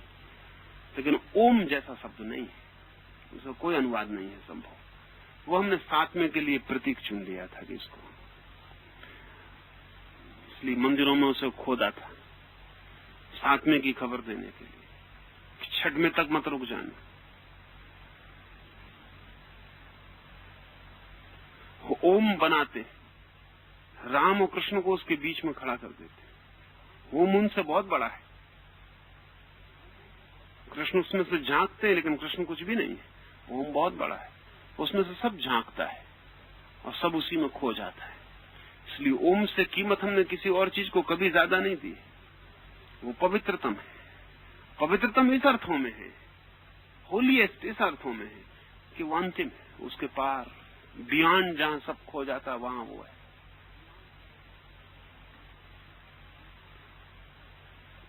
तो सातवें की रिपोर्टिंग की बात नहीं होती है। हाँ, इसी तरह नकार की खबरें दी जा सकती हैं, ये नहीं होगा, ये नहीं होगा, लेकिन ये भी छठवें तक ही सार्थक है। सातवें के संबंध में इसलिए बहुत लोग चुप ही रह गए, या जिन्होंने कहा वो कह के बड़ी झंझट में पड़े, और कहते हुए, बार बार कहते हुए उनको कहना पड़ा कि ये कहा नहीं जा सकता। इसको बार बार दोहराना पड़ा कि हम कह तो जरूर रहे हैं लेकिन ये कहा नहीं जा सकता। तब हम पूछते हैं उनसे कि भाई बड़ी मुश्किल, जब नहीं कहा जा सकता आप कहें ही मत, पर वो कहते हैं वो है तो जरूर। और उस जैसी कोई चीज नहीं है जो कहने योग्य हो, लेकिन उस जैसी कोई चीज भी नहीं जो कहने में ना आती हो। कहने योग्य तो बहुत है, खबर देने योग्य है बहुत, रिपोर्टेबल वही है कि उसकी कोई खबर दे, लेकिन कठिनाई भी यही कि उसकी कोई खबर नहीं हो सकती। उसे जाना जा सकता है, कहा नहीं जा सकता। और इसलिए उस तरफ से आके जो लोग गूंगे की तरह खड़े हो जाते हैं हमारे बीच में, जो बड़े मुखर थे, जिनके पास बड़ी वाणी थी, जिनके पास बड़े शब्द की सामर्थ्य थी, जो सब कह पाते थे, जब वे भी अचानक गूंगे की तरह खड़े हो जाते, तब उनका गूंगापन कुछ कहता है। उनकी गूंगी आंखें कुछ कहती। जैसा तुम पूछते हो, ऐसा बुद्ध ने नियम बना रखा था कि वो कहते ये पूछो ही मत, ये पूछने योग्य ही नहीं, ये जानने योग्य। तो वो कहते ये अव्याख्या, इसकी व्याख्या मत करवाओ, मुझसे गलत काम मत करवाओ। लाओस से कहता है कि मुझसे कहो ही मत कि मैं लिखूं, क्योंकि जो भी मैं लिखूंगा वो गलत हो जाए। जो मुझे लिखना है वो मैं लिख ही ना पाऊंगा, और जो मुझे नहीं लिखना है उसको मैं लिख सकता हूं, लेकिन उससे मतलब क्या है। तो जिंदगी भर टालता रहा, नहीं लिखा नहीं लिखा नहीं लिखा। आखिर में मुल्क में परेशानी किया तो छोटी सी किताब लिखी, पर उसने पहले ही लिख दिया कि सत्य को कहा कि वो झूठ हो जाता है। पर ये सातवें सत्य की बात है, सभी सत्यों की बात नहीं। छठवें तक कहने से झूठ नहीं हो जाता, छठवें तक कहने से संदिग्ध होगा, पांचवें तक कहने से बिल्कुल सुनिश्चित होगा, सातवें पे कहने से झूठ हो जाए। जहां हम ही समाप्त हो जाते हैं वहां हमारी वाणी और हमारी भाषा कैसे बचेगी, वो भी समाप्त हो जाए।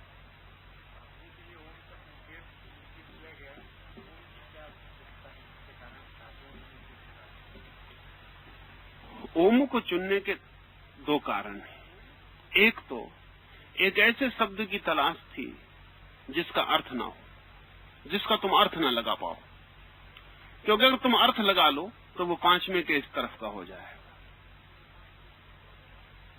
एक ऐसा शब्द चाहिए था जो एक अर्थ में मीनिंगलेस हो। हमारे सब शब्द मीनिंगफुल हैं, शब्द बनाते हम इसलिए कि उसमें अर्थ होना चाहिए। अगर अर्थ ना हो तो शब्द की जरूरत क्या है, उसे हम बोलने के लिए बनाते हैं। और बोलने का प्रयोजन ही ये है कि मैं तुम्हें कुछ समझा पाऊं। मैं जब शब्द बोलूं तो तुम्हारे पास कोई अर्थ का इशारा हो पाए। जब लोग सातवें से लौटे या सातवें को जाना तो उन्हें लगा कि इसके लिए कोई भी शब्द बनाएंगे, उसमें अगर अर्थ होगा तो वो पांचवें शरीर के पहले का हो जाएगा तत्काल। उसका भाषा को उसमें से अर्थ लिख दिया जाएगा, लोग पढ़ लेंगे और समझ लेंगे। लेकिन सातवें का तो कोई अर्थ नहीं हो सकता। या तो कहो मीनिंगलेस, अर्थहीन, या कहो बियॉन्ड मीनिंग, अर्थातीत, दोनों एक ही बात है। तो उस अर्थातीत को जहां की सब अर्थ खो गए हैं, कोई अर्थ ही नहीं बचा है। कैसा शब्द खोजे और कैसे खोजे और शब्द को कैसे बनाए? तो शब्द को बनाने में बड़े विज्ञान का प्रयोग किया गया। वो शब्द बनाया बहुत ही कल्पनाशील और बड़े विजन और बड़े दूरदृष्टि से वो शब्द बनाया गया, क्योंकि बनाया जा रहा था और एक रूट, एक मौलिक शब्द था जो मूल आधार पर खड़ा करना था। तो कैसे इस शब्द को खोजें जिसमें कि कोई अर्थ ना हो, और किस प्रकार से खोजें कि वो गहरे अर्थ में मूल आधार का प्रतीक भी हो जाए। तो हमारी भाषा की जो मूल ध्वनि है वो तीन है, AUM, आ उ मा। हमारा सारा का सारा शब्दों का विस्तार इन तीन ध्वनियों का विस्तार है। तो रूट ध्वनियां तीन है, आ उ मा। अच्छा, आऊ और मां में कोई अर्थ नहीं, अर्थ तो इनके संबंधों से तय होगा। आ जब अब बन जाएगा तो अर्थपूर्ण हो जाएगा।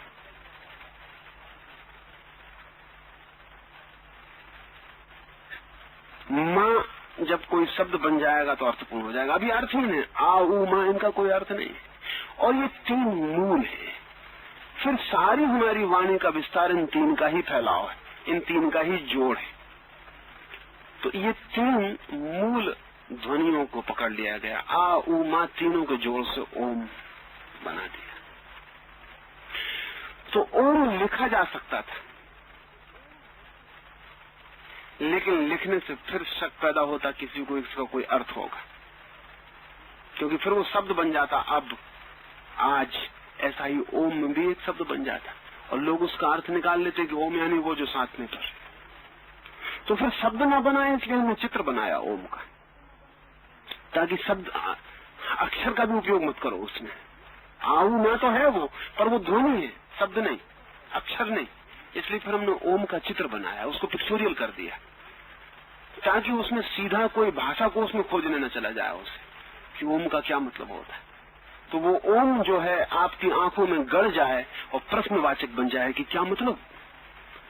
जब भी कोई आदमी संस्कृत पढ़ता है या पुराने ग्रंथ पढ़ने दुनिया के किसी कोने से आता है तो इस शब्द को बताना मुश्किल हो जाता है उसे।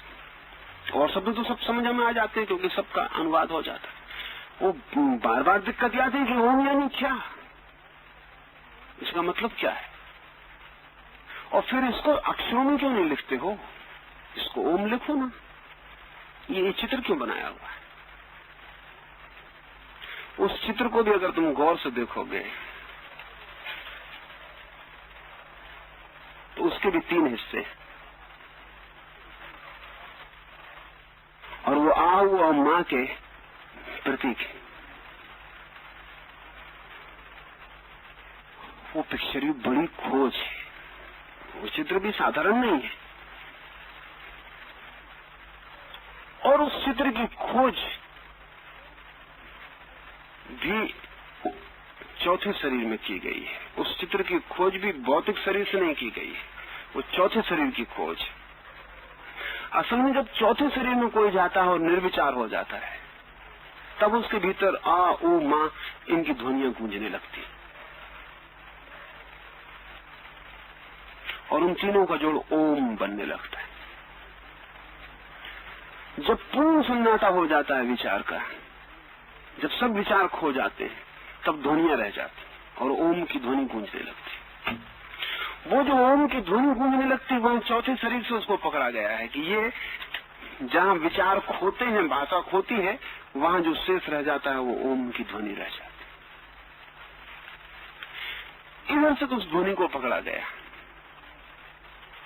और जैसा मैंने तुमसे कहा कि जिस तरह हर शब्द का एक पैटर्न है, हर शब्द का एक पैटर्न है। जब हम एक शब्द का प्रयोग करते हैं तो हमारे भीतर एक पैटर्न बनना शुरू होता है। तो जब ये ओम की ध्वनि रह जाती है भीतर सिर्फ, तब अगर इस ध्वनि पर एकाग्र किया जाए चित्त, तो ध्वनि अगर पूरी तरह से चित्त एकाग्र हो, जो कि चौथे पे हो जाना कठिन नहीं है, और जब ये ओम सुनाई पड़ेगा तो हो ही जाएगा, उस चौथे शरीर में ओम की ध्वनि गूंजती रहे, गूंजती रहे, गूंजती रहे, और अगर कोई एकाग्र इसको सुनता रहे तो इसका चित्र भी उभरना शुरू हो जाता है। इस तरह बीज मंत्र खोजे गए, सारे बीज मंत्र इसलिए खोजे गए। एक एक चक्र पर जो ध्वनि होती है, उस ध्वनि पर जब एकाग्र चित्त से साधक बैठता है तो उस चक्र का बीज शब्द उसकी पकड़ में आ जाता है। और वो बीज शब्द इस तरह निर्णित किए गए। ओम जो है वो परम बीज है, वो किसी एक चक्र का बीज नहीं है, वो परम बीज है, वो सात्मे का प्रतीक है, या अनादि का प्रतीक है, या अनंत का प्रतीक है।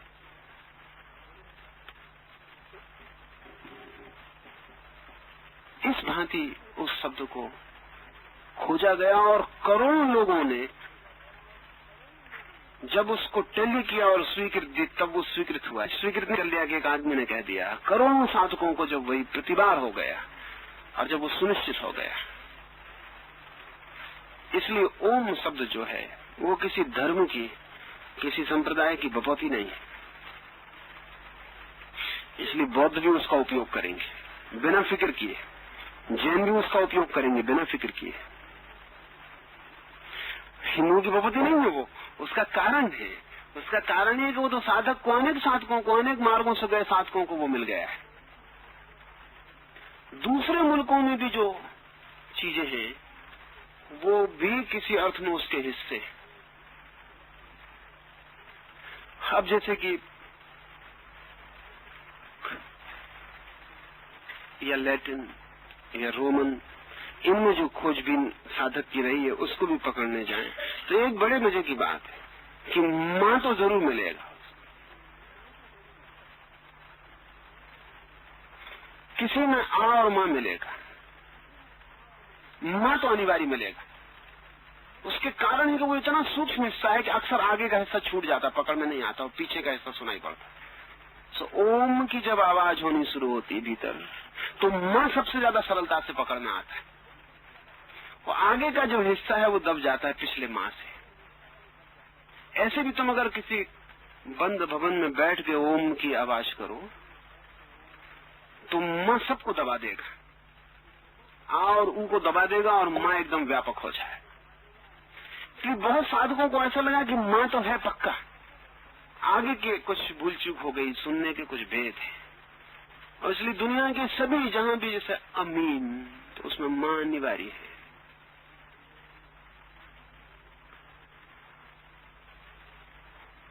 जहां जहां वो साधकों ने उस शरीर पर काम किया है वहां कुछ तो उनको पकड़ में आया है, लेकिन जितना ज्यादा प्रयोग हो, जैसे कि एक प्रयोग को 1000 वैज्ञानिक करें तो उसकी वैलिडिटी बढ़ जाती। तो ये मुल्क एक लिहाज से सौभाग्यशाली है कि यहाँ हमने 1000 साल आत्मिक यात्रा पर व्यतीत किए। इतना किसी मुल्क ने इतने बड़े पैमाने पर इतने अधिक लोगों ने कभी नहीं किया। अब बुद्ध के साथ 10-10 हजार साधक बैठे, महावीर के साथ 40,000 भिक्षु और भिक्षुणी थे।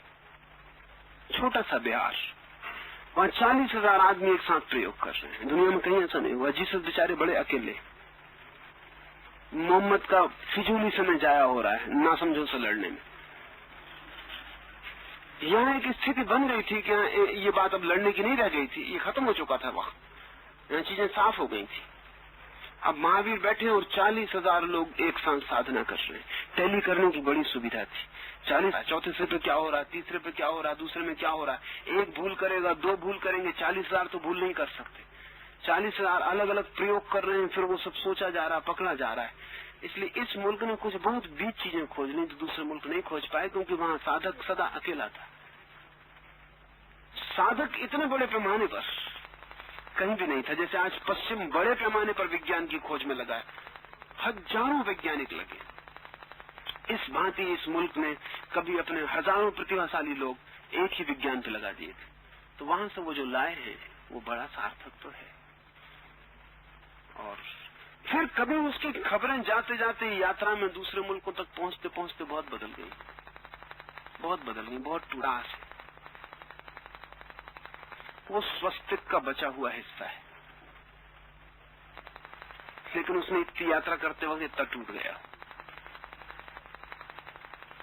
स्वस्तिक बहुत वक्त से ओम जैसा एक प्रतीक था।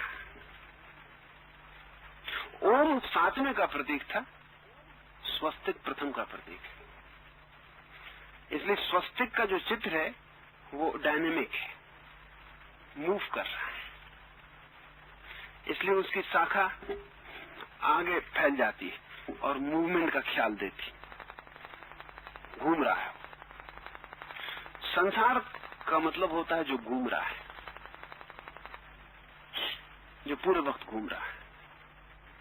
तो स्वस्तिक हमने प्रथम का प्रतीक बना लिया था और ओम अंतिम का प्रतीक था। इसलिए ओम में मूवमेंट बिल्कुल नहीं है, वो बिल्कुल स्थिर है, डेड साइलेंट, और सब रुक गया। वहां कोई मूवमेंट नहीं, उस चित्र में कोई मूवमेंट नहीं है।